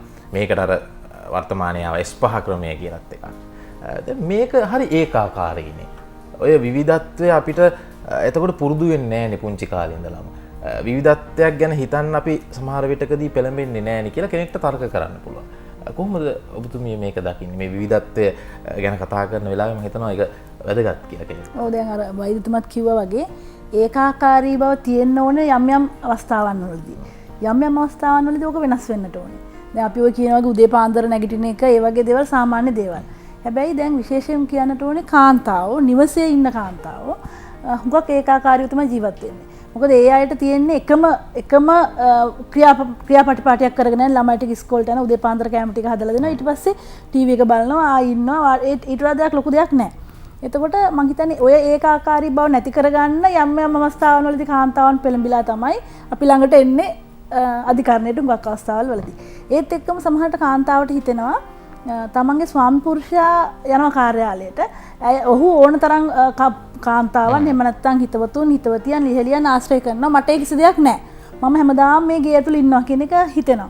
ඉතින් ඒක නිසා නොයෙකුත් අවස්ථාවල් වලදී ඔය දේ හරියට තේරුම් ගන්න නැතුව යම් යම් අකරතැබ්බ වලට මුහුණ පාන අවස්ථාවල් එහෙම නැත්නම් ජීවිතය නැති විනාශ කර ගන්න අවස්ථාවල් තියෙනවා. මේ විශේෂයෙන් අපේ නීතිය සඳහන් වෙනවා යම් කිසි කෙනෙක් මම එදත් කිව්වා වෛවාහික යුතුයකම් කියන එක සහ වගකීම් කියන එක. එතකොට වෛවාහික වගකීම් කියන්නේ වෛද්‍යතුමනි දැන් අනිවාර්යෙන් අපි පෝෂණය කරන්න ඕනේ දරුවන්ව සහ බිරිඳව. බිරිඳට යැපෙන්න විදිහක් නැත්තම් ඇයව පෝෂණය කරන්න අපි ඕනේ. ස්වාම පුරුෂයා. එතකොට ඒත් එක්ක මේ පෝෂණය කරනවා කියන එකෙන් බලාපොරොත්තු වෙන්නේ ආහාර, කැම්බීම, ඇඳුම් පැළඳුම් සහ නිවාසයක්. නමුත් ඊට වඩා විශේෂ දේවල් තියෙනවා නම් අන්න ඒවා තමයි යුතුයකම් කියන්නේ. සමහරట్లాට දැන් අපි කියනවා වෛවාහික යුතුයකම් සහ වගකීම් පැහැරහැරිය කියලා. එතකොට ඔන්න ඒ වගේ වෙලාවකදී අපි අධිකරණයකට යනවා. නමුත් දැන් යුතුයකම් කියන එක සමහර අවස්ථාවල් වලදී ඒක එක එක්කෙනාට වෙනස් වෙනවා. දැන් අපි ආර්ථික ශක්තිය බැලුවත් සමහරලාට දැන් අපි දන්න සමහර අයට පුළුවන් මාසෙකට සැරයක් කොහේ හරි විනෝද චාරිකාවක් යන්න. එතකොට ඔය ඒකාකාරී භවෙන් මිදිලා දරුවොත් එක්කගෙන ඔහම යනවා. නමුත් හැමෝටම ඕක කරන්න බෑ. එතකොට මේ බැරි කෙනාටම මොකද වෙන්නේ? එතකොට අපි හිතනවා එහෙනම් සල්ලි තියන අයට විතරයි මේ විනෝද වෙන්න පුළුවන් ඒකාකාරී භාවය නැති වෙන්න පුළුවන් කියලා. එහෙම නෑ.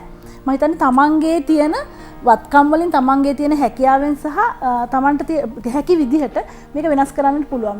වෙනස් වෙන්නට පුළුවන්. විවිධාකාර වෙන්නට පුළුවන්. ඉතින් මම හිතන්නේ ඒක අපි ඒ අවස්ථාවන් වලදී තේරුම් අරගෙන වැඩ කරනවා නම් මේ ඒකාකාරී භවෙන් මිදෙන්නට හැකියාව තියෙනවා. දැන් ඕකත් ඒකාකාරී වෙනවා නේ ටික දවසකින් මාසෙකට එක පාරක් එළියට යන එක සමහර විට කාන්තාව කියන්න පුළුවන් මේ බිරින්දෑවරු කියන්න පුළුවන්. අයියෝ අපි ඊයේම නුවර එළියනේ දැන් මේ කී පාරක් ගිහිල්ලා තියනවාද කියලා. විවාහ ජීවිතේ මොකද්ද මේ වෙන්නේ මේ මොකද්ද කරන්න පුළුවන් මේ ඒකාකාරීත්වයෙන් මිදෙන්න විවිධත්වය හොයන්න. එහෙම හොයන එක සාධාරණයිද අරුණි? ඔව් ඒ කියන්නේ දැන් ඔය කියන විදිහට මේ ඒකාකාරීත්වය ඔය විදිහට විවිධ කරගන්න ගියොත් නම් ඉතින් අනිවාර්යෙන් අනවශ්‍ය ප්‍රශ්න වලට මුහුණ දෙන්න නවයි තමයි දැන් ඔය කියන විදිහට දැන් අපි හිතමු ඔය විදිහට එළියට යන එකත් ටික කාලයක් යනකොට විවිධත්වයක් හොයන්න උත්සාහ කරනවා නම් දැන් විවාහ ජීවිතයක් තුළ දැන් ඒකාකාරීව තියෙන්න ඕන සමහර දේවල් ගැන ඔබතුමා කිව්වා තියෙන්නට ඕන කියලා. මොනවද එතකොට ඔය ඒකාකාරීව තිබිය යුතු නැති දේවල් විවාහ ජීවිතේ සාර්ථක වෙන්නේ? අනිවාර්යයෙන්. දැන් මේ අනුනේ දැන් අපි මේකට ජීවත් වීමේදී හැම මොහොතකම වගේ අපිට අමතක වෙන කෑල්ල තමයි මේ මානසික පසුබිම කියන එක. මානසිකව ඇති වෙන්නට ඕනේ පෝෂණය සහ තෘප්තිය. අපි අර දුමිදුත් කිව්වා වගේ මේ කාලසටහන් ක්‍රම වලට පුරුදු වෙලා ඉන්නවනේ. දැන් මේකත් එක්ක යනකොට තියෙන ගැටලුව දැන් අපි කියමු ඔන්න විනෝදචාරිකාව යනවා. ගිහිල්ලා ටිකක් වෙලා ඉන්නකොට මහත්තුරු ටික වෙනමයි නෝන්ලා ටික වෙනමයි. දැන් විනෝදචාරිකාවේ කතන්දරේ මොකද වෙන්නේ නීතිඥතුමිනේ එනකොට නඩු ටිකක් එකතු කරගෙන තමයි එන්නේ. මොකද වෙලා තියෙන්නේ අර එතන ගිහින් තියෙන කතා බහේ ස්වභාවය. එක්ක අරගොල්ලෝ ටික ඕන නැති ද්‍රව්‍ය ටිකක් පාවිච්චි කරලා එතන ගැටලුවක් හදා ගන්නවා. නෝන්ලා ටික සමහර වචන ටික හුවමාරු කරගත්තාම අරිට වඩා මේගොල්ලන්ට ඩෝප් වෙනවා අර වචන වලට. දැන් වෙන්නේ මොකද්ද? ඊටාම මානසික කැළඹිලි තමයි ඇති කරගෙන තියෙන්නේ. ඔන්න දැනෙනවා මේ විනෝදචාරිකාව ගියාට වැඩක් නැහැනේ. නෑ ගෙදරක ගියා කියන්නකෝ. ගියාම වෙන්නේත් ඕකම තමයි. දරුවාගේ උපන්දින සාදේ කියන්නකෝ. දරුවාව මතක නැහැනේ. ටික වෙලාවක් යනකොට මේ පුද්ගලයන්ගේ මානසික සතුට මානසික ඒකාකාරී බවෙන් මිදිලා නැහැ. භෞතික මේ ඒකාකාරී බව බින්දින වැඩ ටික කළා. ඒ ටික කරලා දීලා තියෙනවා. අපි කියමු කොහෙද හරි කෑමකට ගියා. භෞතික වශයෙන් ගියා. හැබැයි ගිහිල්ලා එතන හැසිරෙන ස්වභාවය ඒ වියහියදමක් දරා ගන්නට යන ස්වභාවයේදී පේනවා මානසිකව තීච්ඡ ඒකාකාරී බව මිදිලා නැහැ. දැන් උදාහරණයක් දැන් නීතිඥතුමිය කීවා පැහැදිලිවම දැන් ගෙදර ඉන්න නෝනා දරුවෝ ටිකත් හදාගෙන වැඩ ටිකත් කරගෙන උයාගෙන ඉන්නවනේ. ඔන්න අපි ආද එහෙනම් මේ මාසේ යමුම් කන්න කොහේ හරි කියලා යනවා. ගිහිල්ලා හැබැයි චෝදනා වෙනවා එතෙන්ට ගියත් මට නිදහසක් නැහැනේ කියලා කියනවා. බලනකොට ඇයි මහත්තයා වෙන මොකක් හරි කර කර ඉඳලා එයා එක්ක ඔය කැම ශාලාවේ තීච ටීවී බල ඉඳලා එයා එක්ක කකා ඉඳලා ළමයා දඟලනවා නෝනම තමයි ළමයා බලා ගන්න ඕනේ. මෙන්න මෙවැනි තැන් තියෙනවා ඔන්න වෙනස් කර ගන්න ඕනේ තැන්. මොකද භෞතිකව පෙනෙන ඒකාකාරී බව නැති කරගත්තට ඕක විඳින්න බෑ, දැනෙන්නේ නැහැ, සතුටක් එන්නේ නැහැ මානසිකව ඒකාකාරී බව මිදුනේ නැත්තම්.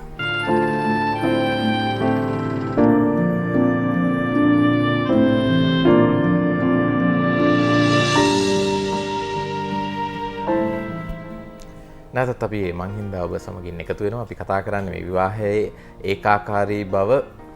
ඒකාකාරී බවින් මුදවා ගන්නට විවාහය මොනවද දෙදෙනා සතු වගකීම් කියන කාරණා පිළිබඳව අපි කතා කරන්නේ. දැන් මම මේ කල්පනා කරා මේ විරාමය අතරතුරත් අපි පුංචි සාකච්ඡාවක නියැලුණා මේ ඒකාකාරී බව නැති කරගන්න විවිධ දේවල් කරන්න පුළුවන්. එතකොට නීතිඥතුමියත් කිව්වා වෛද්‍යතුමත් කිව්වා මේ ආර්ථික මට්ටම බලපානවා මිනිස්සෙක්ගේ කියලා. ඒ වගේම තමයි තමන් මේ රැකියාව කරන පරිසරය, තමන් ජීවත් වෙන පසුබිම මේ සියල්ල බලපානවා. අපිට අපේ සමාජය තුළ මේ අපි පොළොවේ පය ගහලා ඉන්න මිනිස්සු කතා කරන්න එපා. අපිට එහෙම මේ රටේ බහුතරයකට එහෙම විවිධත්වයක් හොයාගන්න පුළුවන් පසුබිමක් තියෙනවද? දැන් ඔබතුමියගේ රැකියාව ගත්තොත් එහෙම ඔබතුමියට එහෙම විවිධත්වයක් කරන්න පුළුවන්කමක් තියනවද දන්නේ නැහැ. කොහොමද ඔබතුමිය දකින්නේ ඒ විවිධත්වය කරන්න ආර්ථිකමය ශක්තිය? එහෙමත් නැත්නම් රස්සාවේ නිවාඩු දෙන්න ඕන එක එහෙම වෙනසකට යන්න කොහේ හරි යනවා නම් මම කියන්නේ. සහ යම් යම් කාරණාවලදී Tamanට තිබිය යුතුයි නිදහසක්. කොහොමද ඔබතුමිය දකින්නේ? ඒ හැකියාව මේ අපේ සමාජය තුල තියෙනවද? තරමක් අඩුයි ඒක. මොකද සමහර දැන් අපිට නම් අපේ රැකියාව විදිහට නම් අපිට එක දවසකට මුණ ගැහෙන සේවාදායක ප්‍රමාණය බලනකොට විවිධාකාරයි. මම හිතනවා වෛද්‍යතුමාටත් ඒ වගේ, ඔබලටත් ඒ වගේ. ඒතර අපිට නොයෙකුත් ඒකාකාරී බවක් නැහැ අපේ රැකියාව. අද තියෙන ප්‍රශ්නේ නෙවෙයි හෙට. එතකොට තව වෙනස් දේවල් අපිට තියෙනවා. නමුත් දැන් ගයක් නිවසක් බැලුවත් මං හිතන වෛද්‍යතුමනි දැන් දරුවෝ ඉන්න නිවසක් වගේ නම් විශේෂයෙන් නොයෙකුත් දේවල් තියෙන එදිනදා මුහුණ දෙන්න අවශ්‍ය වෙන ප්‍රශ්න යම්කිසි ගැටලු ඒ වගේ දේවල් තියෙනවා. එතකොට ඒවට මුහුණ දෙමින් කාලය ගත කරනකොට මම හිතන්නේ ඒකාකාරී බවක් නැති වෙනවා සාමාන්‍යයෙන්. මොකද හැබැයි අපි හිතනවා අපේ හිත හිතනවා නම් හැමතිස්සෙම අපි හිතන මේක හරි කම්මැලි මේක හරි එක විදිහයි මේක වැඩක් නෑ කියලා වගේ අපේ ආකල්ප එනවා නම් අපිට හැමදේම ඒකාකාරී වගේ පේනවා. එහෙම නැත්නම් සමහරලාට පොඩි දෙයකින් පවා මේ ඒකාකාරී බව නැති කරන්න පුළුවන්. ආර්ථික ශක්තිය කියන එක මම හිතන්නේ එච්චරම අවශ්‍ය වෙන්නේ නැහැ. ආර්ථික ශක්තිය තියෙනවා නම් ඒ මට්ටමින් දේවල් කරන්න පුළුවන්. නමුත් ආර්ථික ශක්තියක් නැත්තම් අපි හිතුවොත් හවසකට පන්සලකට යනවා. ඒකත් වෙනසක්. එහෙම නැත්නම් හවසට විශේෂ කෑමක් හදලා දෙනවා. ඕකත් වෙනසක්. එතකොට එහෙම නැත්නම් දරුවෙකුට එහෙම නැත්නම් බිරිඳට පුංචි තෑග්ගක් ගෙනත් දෙනවා. ඉතින් මම හිතන්නේ මේ ඒකාකාරී බව වෙනස් කිරීමේ හැකියාව එක එක පුද්ගලයා අනුව වෙනස් වෙනවා. සහ ඒ එක එක්කෙනාගේ ආකල්ප අනුව වෙනස් වෙනවා.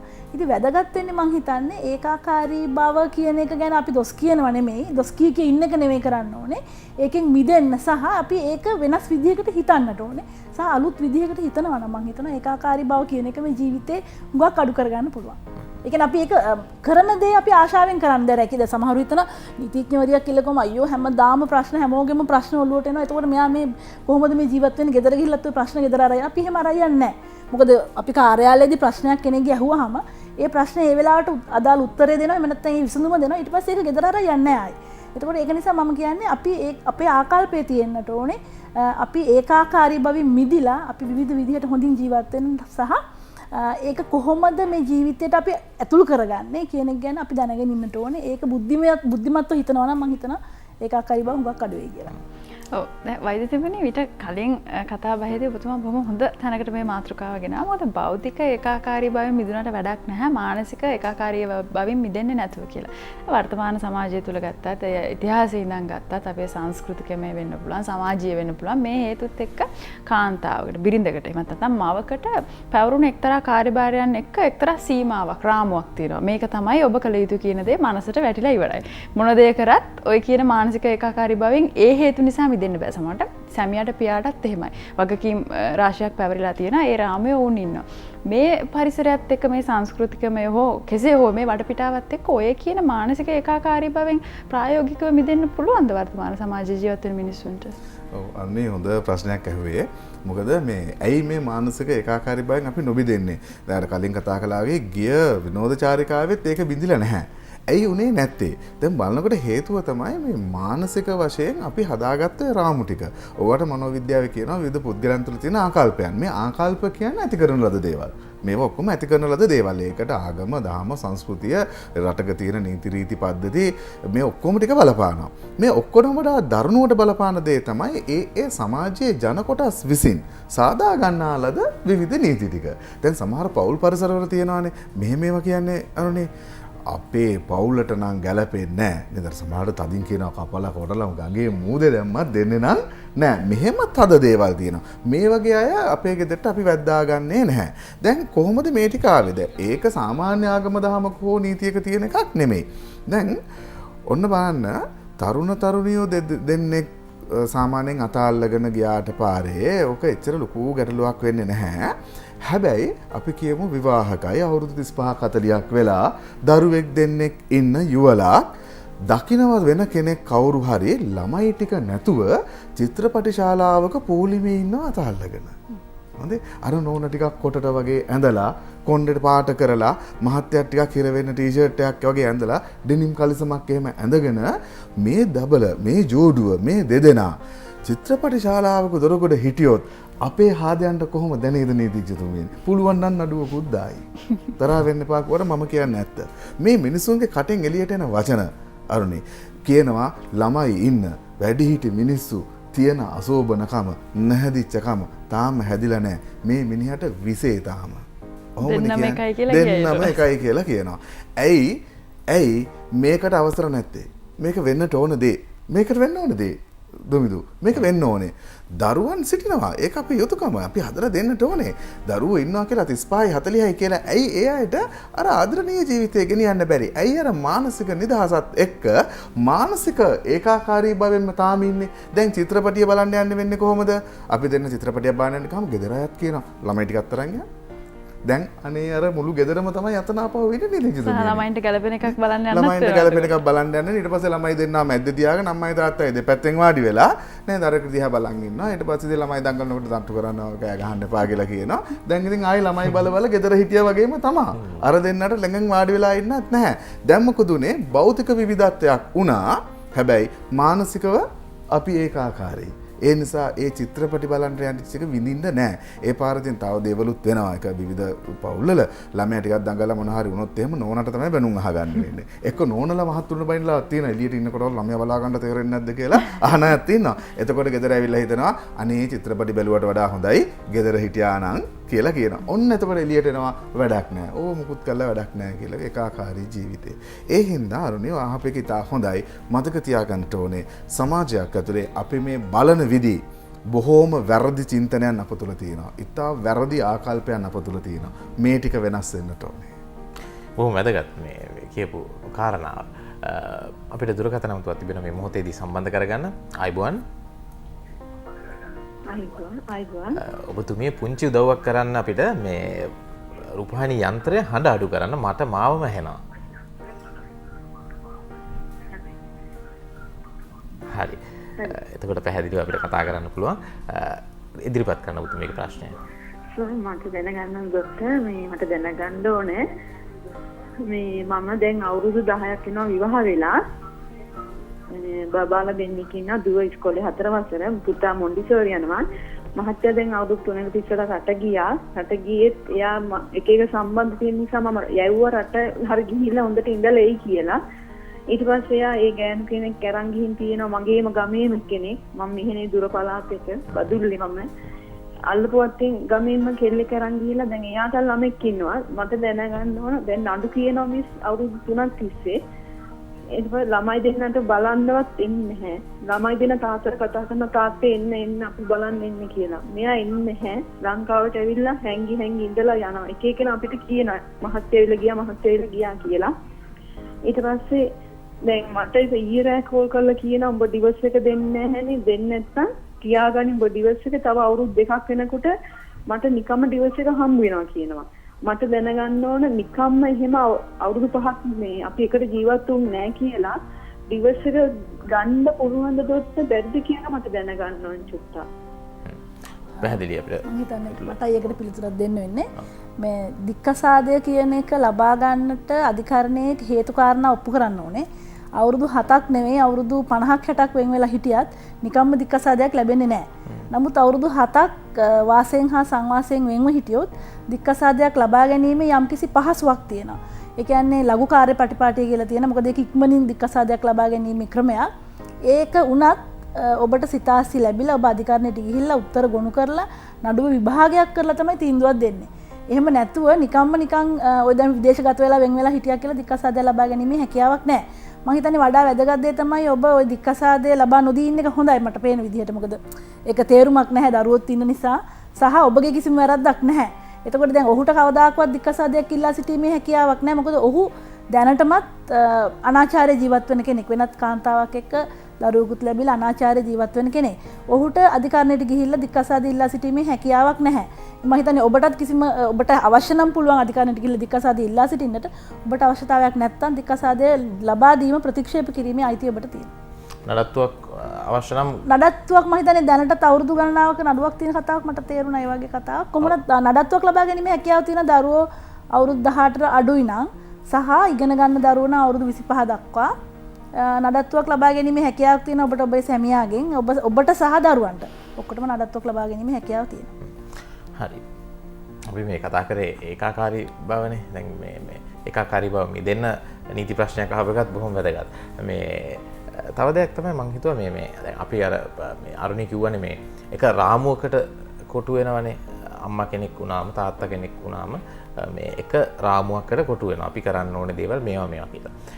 අපිට හැබැයි සමාජ ක්‍රමයක් තිබ්බ මීට අවුරුදු 20කට 25කට ඉහතදී ඒ දවස්වල අධිකරණ සංකීර්ණ වෙනම හැදුවේ නෑ මේ දික්කසාද වීම සඳහා. ඒ කාලෙත් එහෙම තිබ්බනම් හදන්න තිබ්බනේ. එතකොට ඒ කාලේ නැති විවිධත්වයක් මේ කාලයට ආවේ කොහෙන්ද? නැත්තම් අපි මේ වෙලා තියෙන්නේ අර මේ අලෙවිකරණයට අහසු වෙලාද? අපිට දැන් අපේ කාන්තාවෝ අපේ බිරින්දෑවරු ලෝකයේත් එක්ක සැරිසරනවා, ලෝකයේත් එක්ක ජීවත් වෙනවා, ලෝකේ තියෙන සියලු දේවල් බලනවා. ඒ නිසාද මේ විවිධත්වය ඕනවට වැඩි හොයාගෙන ගිහිල්ලා ඒකාකාරී කියලා කෑ ගහන්න පුරුදු වෙලා තියෙන්නේ. මොකක්ද එහෙම හේතුවක් තියෙනවද? ඔබතුමිය දකින්නේ කොහොමද? මම දන්නේ ඒක අපි දකින්න ඕනේ පැත්ත කොහොමද කියලා. ඒක මම හිතන්නේ සමහර අවස්ථාවල් වලදී දැන් තියෙන ආර්ථික රටාව අනුව මම හිතන්නේ හුඟක් අය විශාල අවශ්‍යතාවයන් තියෙනවා හැමෝටම වගේ. මොකද කවුරුත් බලාපොරොත්තු වෙනවා ලොකු වාහනයක්, ලස්සන ගෙයක්, ඒ වගේ හොඳ රඳින්න පළඳින්න, ওই වගේ දේවල් තමයි හුඟක් අයගේ මනසේ තියෙන මේ බලාපොරොත්තු. ඒකවල හොඳ රැකියාවක් කරන්න ඒව හොඳයි. නමුත් ඉතින් ඒක Tamanට පුළුවන් යම්කිසි ප්‍රමාණයක් තියෙනවානේ. නමුත් සැප සම්පත් ඔක්කොම ලබා ගත්තා කියලා ඒකාකාරී භවින් මිදෙලා විවිධාකාර වෙන්න බෑ. එහෙම වෙන්න බෑ. මොකද අපිට මං කිව්වේ ඒක කලින් උනත් අපිට ලොකු ආදායමක් නැත්නම් සාමාන්‍ය සුළු ආදායමක් ලැබුණා වුණත් පුළුවන් ඒකාකාරී භවින් මිදෙලා සතුටින් ජීවත් වෙන්න. නමුත් දැන් මේ දැනට තියෙන ආර්ථික රටාව සහ මේ සමාජයේ රටාව අනුව හුඟක් අය හුඟක් ඉවසන්නේ නැහැ. දැන් ගොඩක් අවස්ථාවල් වලදී දැන් අපේ කාලෙට වඩා මම හිතන අපේ අම්මලා කාලටත් වඩා දැන් ඉන්න පරපුර හුඟක් ඉවසීම අඩුයි සහ ඒ අය හරි කැමති ඉක්මනින් මොනවා හරි මේ කරදර වලින් මිදලා නිදහස් වෙන්න.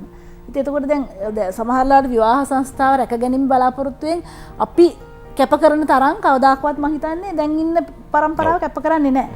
එයයි කියන්නේ ඇයි දුක් විඳින්නේ? මොකටද මේ කරදර වෙන්න බෑ. ඒක නිසා ඉක්මනට මේකෙන් අයින් වෙලා නිකන් ඉන්න ඕනේ. ඊට පස්සේ තව එකක් හොයාගත්තත් ඒක එතනත් සමහරලාට ඒකාකාරී බවක් එන්න පුළුවන්. අනිවාර්යෙන් ඉතින් එහෙම වෙන්න පුළුවන්. ඉතින් ඒක නිසා එකම විසඳුම දික්කසාදය කියන එක හිතාගෙන අධික කසාද බඳිනවා කියන එක. එතකොට බඳින්නේ නැහැ නේ අපි ඇත්තටම දික්කසාදේ බලාපොරොත්තු වෙන්නේ අපි විවාහ වෙන්නේ. නමුත් අන්තිමට මාසයක් දෙකක් යනකොට ඊළඟ එකම බලාපොරොත්තුව දික්කසාදය. ඉතින් ඒක නිසා මේ මං හිතන්නේ සමාජ සංස්ථාව බිඳ වැටීමට මේක ලොකු හේතුවක් වෙනවා. මොකද දැන් අපි බටහිර පන්නයට ගියොත් එහෙම ඒ විදිහට තමයි දැන් අපිත් මේ ගලාගෙන යන්නේ, ඇදීගෙන යන්නේ. මොකද ඒ අයට විවාහය කියන එක ගැන ලොකු හැඟීමක් නැහැ. අද විවාහ වුණා, හෙට දික්කසාද වුණා, ඊට පස්සේ එහෙම නැත්තම් දරුවෝ සිංගල් පේරන්ට්ස්ලා ඉන්න හුඟක් රටවල් වල. එතකොට ඒක කිසි ප්‍රශ්නයක් නැහැ. නමුත් දැන් මම හිතන්නේ අපේ රටේ තියෙන සංස්කෘතිය සහ සભ્યත්වය අනුව අපි මේට වඩා මම හිතන්නේ හොඳින් හිතලා බලලා කටයුතු කරනවා නම් තරුණ පරම්පරාව සහ තරුණ පරම්පරාවට හොඳ ආදර්ශයක් අපිට දෙන්න පුළුවන් නම් මම හිතනවා ගොඩක් වෙලාවට මේ වගේ දැන් ඔබ කියනවා දික්කසාද වගේ ප්‍රශ්න හුඟක් වෙලාවට අඩු වෙලා යයි විවාහ ජීවිතේ හොඳින් පවත්වාගෙන යන්න හැකියාව ලැබෙයි. ඒ සම්බන්ධයෙන් මම හිතන්නේ අපි මේ කරන දේත් යම්කිසි දුරට හෝ පිටුවහලක් වෙනවා කියලා මම විශ්වාස කරනවා. මම හිතන්නේ ඒ වගේ දේවල් තමයි මාධ්‍ය වලින් කරන්නට ඕනේ කියලා. අපි හැම වෙලාවෙම කතනේ කෙනෙක් රැඳිලා ඉන්න හින්දා බොහෝ වෙලාවක අපි අවස්ථාව දීලෙමු. දුමිතු ආයිබෝවන්. අයිනවා. ඔව් ඔබතුමීගේ ගැටලුව ඉදිරිපත් කරන්න. ඔව් ඔබතුමීට කතා කරන්න අවස්ථාවක් ඩොක්ටර් මම දැන් බැලලා අවුරුදු එකමාරක් වෙනවා. මම කැමති වෙන්නේ දැන්ද. මම යාළුවා හිටියත් මම බලන්න මේකන්නේ. මට අන්තිම පුත් කරගන්න බැරි වුණා. මේ ගෙදර යත් අසලුම මාතට මම අකමැති තමයි දැන්ද. එයා ගොඩක් සැලපලුත් තමයි යාළුවා ඉතින් මට ගහලා ගිහින් කියනවා. ඒත් මට ඒක නතර කරගන්න බැරුව මම ආදරේ වෙලා දැන් මේ අවුරුදු එකමාරක් වෙනවා.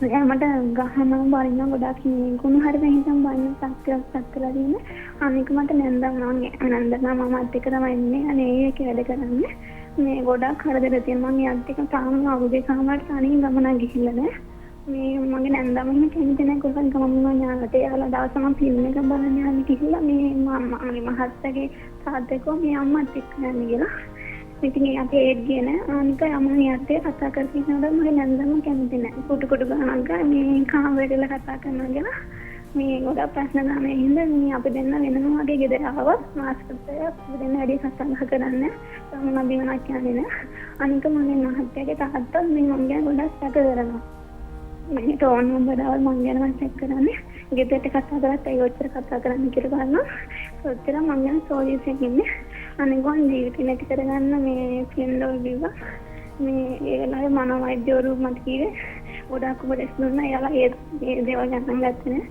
මේ පොලිසියෙන් නම් ගියා ඒත් මේ යාළුවා කිව්වේ මේ මෙයා එක්ක වෙනම ජීවත් වෙන පොල් ජීවිතය ගෙනියන්න නිවල් තමයි කියලා ඒත් මහත්යවත් මේ කවුරුත් කැමති වෙනම ජීවත් වෙනවා මම ගොඩක් මානසික වෙන්නේ දැන් මම ගෙදර ඇවිල්ලා ඉන්නේ මේ ඒක මට එතන කිසිම නිදහසක් නැහැ ගමන බිමක් යනවා මහත්යම මාව ගොඩක් සැක කරනවා මේ මට මාත් පාන්තම කියලා ෆෝන් එකක් පාවිච්චි කරන්න දෙන්න ගෙදර ෆෝන් එකට තමයි කතා කරන්නේ ඉතින් ඩොක්ටර් මම මානසික කක ඉස්ලම දෙන්න පුළුවන් නම් ගොඩක් පුතේ වාගේ වයස කීයද? මට අවුරුදු 23යි. 23යි. දැන් පුතා වාගේ මහගෙදරට ඇවිල්ලා දින්නේ? ඔව් ගෙදර ඉන්නේ. සැමියාගෙන් වෙන් වෙලාද දැන්? මොකද? සැමියාගෙන් වෙන් වෙලා ඇවිල්ලා දින්නවා දැන්? ඔව් මේ දැන් මම අම්මයි තාත්තා ළඟ ඉන්නේ.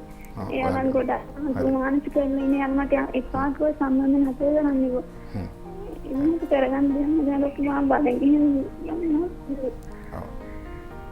මට කිසිම ආදරයක් නැහැ ලොක්කම. දැන් විශ්වවිද්‍යාලයට යවන්න හැදලා මං යන බස්සේ සල්ලි කීයක් දුන්නේ අම්මයි තාත්තට මං ගැන බැලුවේ. පැහැදිලි. අන්නේ දැන් මේ පුතේ දැන් මේ කතාවල් දුමිදු රටට ආදර්ශයක් වෙන්නට ඕනේ. ස්තුතිවන්ත වෙනවා මෙවැනි හඬ අවදි කරන්න අවස්ථාවන් දීම පිළිබඳව. හොඳම දේ පුතේ වාගෙනුත් කියවුණා අනිත් දූ දරුවන්ටත් එක්කම කියන්නේ කවදාවත් අකමැත්තෙන් කසාදයක් බඳින්න නරකයි.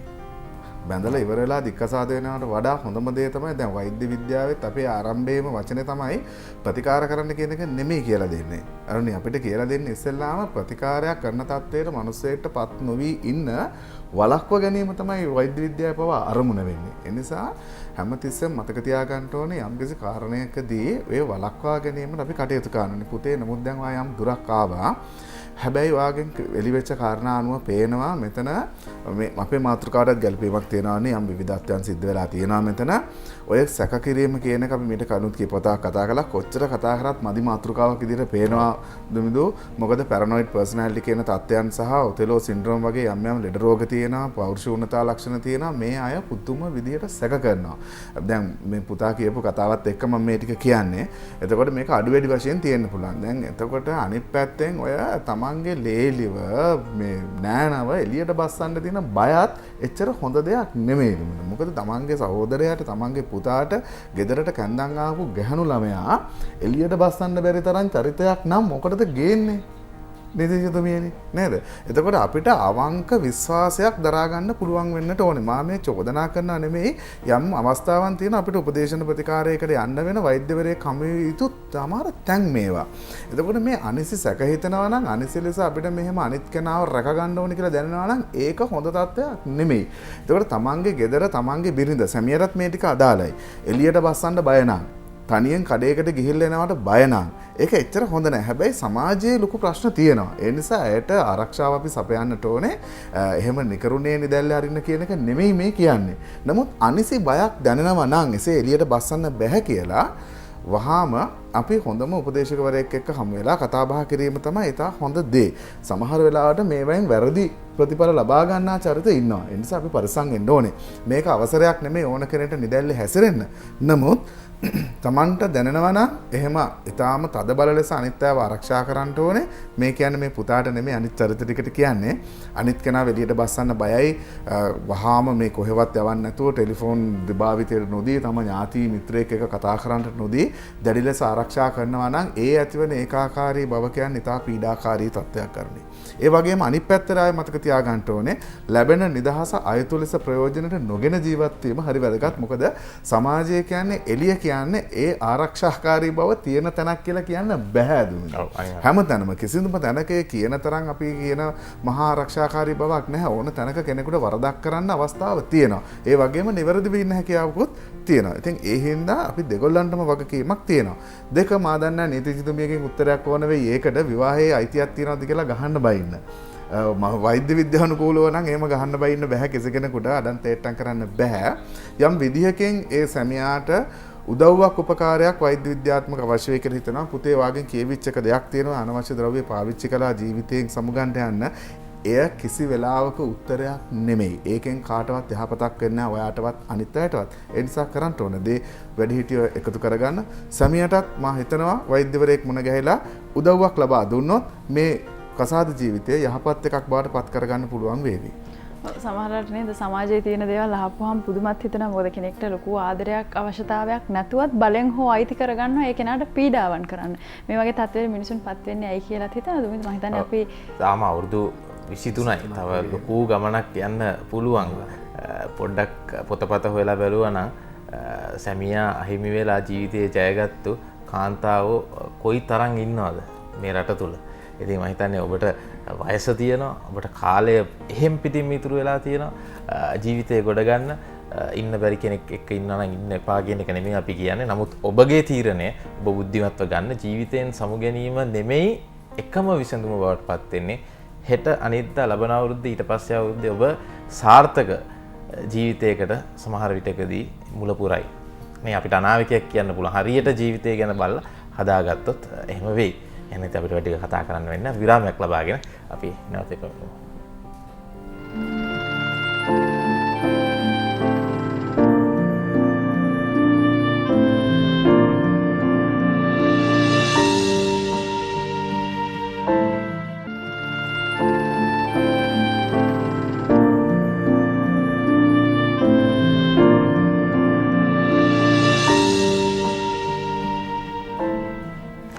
නැවතත් අපි මං හින්දා ඔබ සමගින් එකතු වෙනවා. අපි මේ සමාජයේ තියෙන ගැටලු දිහා බැලුවම අපිට සමහර විටකදී අපිට මේ හිතා ගන්නවත් ඒ වගේම තමයි හරි සංවේදී වෙන අවස්ථාවන් තියෙනවා මේ ජීවිතේ.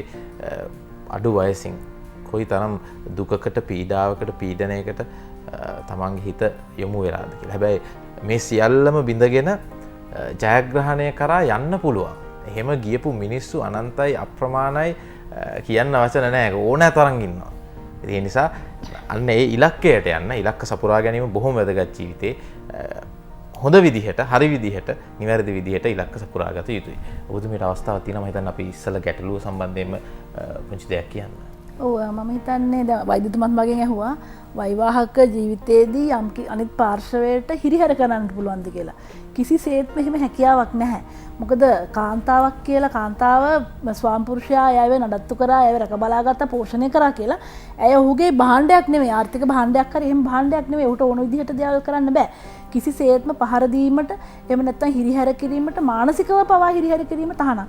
එතකොට දැන් ඔය බෘහස්ත ප්‍රචණ්ඩත්ව පනත අපි මේ ගෙනාවේ මානසික හිංසනයෙන් පවා මේ කාන්තාව, විශේෂයෙන් කාන්තාව තමයි ඔකට ලක් වෙන්නේ සහ දරුවෝ. ඒකෙන් මුදවන්න තමයි පනත ගෙනාවේ.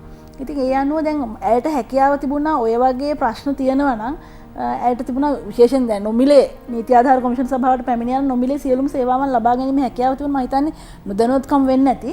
එතකොට ඒ වගේ අවස්ථාවකදී ඒ නිවසේම ඇයට කිසිම කරදරයක් නැතුව පාඩුවේ ඉන්න තිබුණ ගෘහස්ත ප්‍රචණ්ඩත්ව පනත යටතේ නඩුවක් පැවරුවා නම් අධිකරණයේදී. එතකොට ඒ සැමියාගෙන් සහ ඥාතීන්ගෙන් තියෙන හිරිහැර වළක්වාගෙන ඇයට ඒ නිවසේම ඉන්න තිබ්බා. නමුත් දැන් ඇය මේ වෙනුවට එළියට ඇවිල්ලා තියෙන නිසා ඇයට හැකියාව තියෙනවා. ඇයගේ ජීවිතය මම හිතන්නේ ඇය රැකියාවක් කරන්නේ නැහැ කියලා මට තේරුණ විදිහට ඒ අනුව ඇයට ජීවත් වීම සඳහා නඩත්තු මුදලක් ඉල්ලා සිටීමට හැකියාව තියෙන සැමියාගෙන්. එහෙමත් නැත්නම් ඉතින් ඇය බලාපොරොත්තු වෙනවා නම් මේකෙන් සම්පූර්ණයෙන්ම අයින් වෙන්න දික්කසාද ලබා ගැනීමෙත් හැකියාව තියෙනවා. කොහොම වුණත් දුමින්ද ඔබ කිව්වා වගේ මම හිතන්නේ තීරණේ තියෙන ඇයගේ අතේ. බුද්ධිමත්ව සලකලා බලලා මේ තීරණය ගන්නවා නම් මම හිතන්නේ හොඳයි කියලා. ඔව් මම හිතන්නේ අද දවසේදී අපේ මාතෘකාව උනේ පෞල් ජීවිතය තුළ ඒකාකාරීත්වය නැති කරගන්න දෙදෙනා සතු වගකීම් මොනවද කියලා තව බොහෝමයක් දේවල් කතා කරන්නට අපිට ඉතිරි වෙලා තියෙනවා. ඉදිරි සතියකදී හැකි වෙයි කියලා විශ්වාස කරනවා. මොකද කාලය වේලාව ඉක්මනින්ම ගෙවිලා යන නිසා අපි වැඩසටහන අවසන් කරන්නට අවශ්‍යයි. වෛද්‍යතුමනි බොහොම ස්තුතියි අද දවසේදීත් අපිත් එක්ක එකතු වුණාට. ඉතින් වෙන්නේ බොහොම ස්තුතියි. අපිත් එක්ක අද දවසේ එකතු වෙලා වටිනා කියන දේවල් කිව්වට. එහෙමනම් අපි සමුගෙන යන සූදානම් වෙනවා. ප්‍රාර්ථනා කරන හැම දෙයකටම සුබ දවසක්.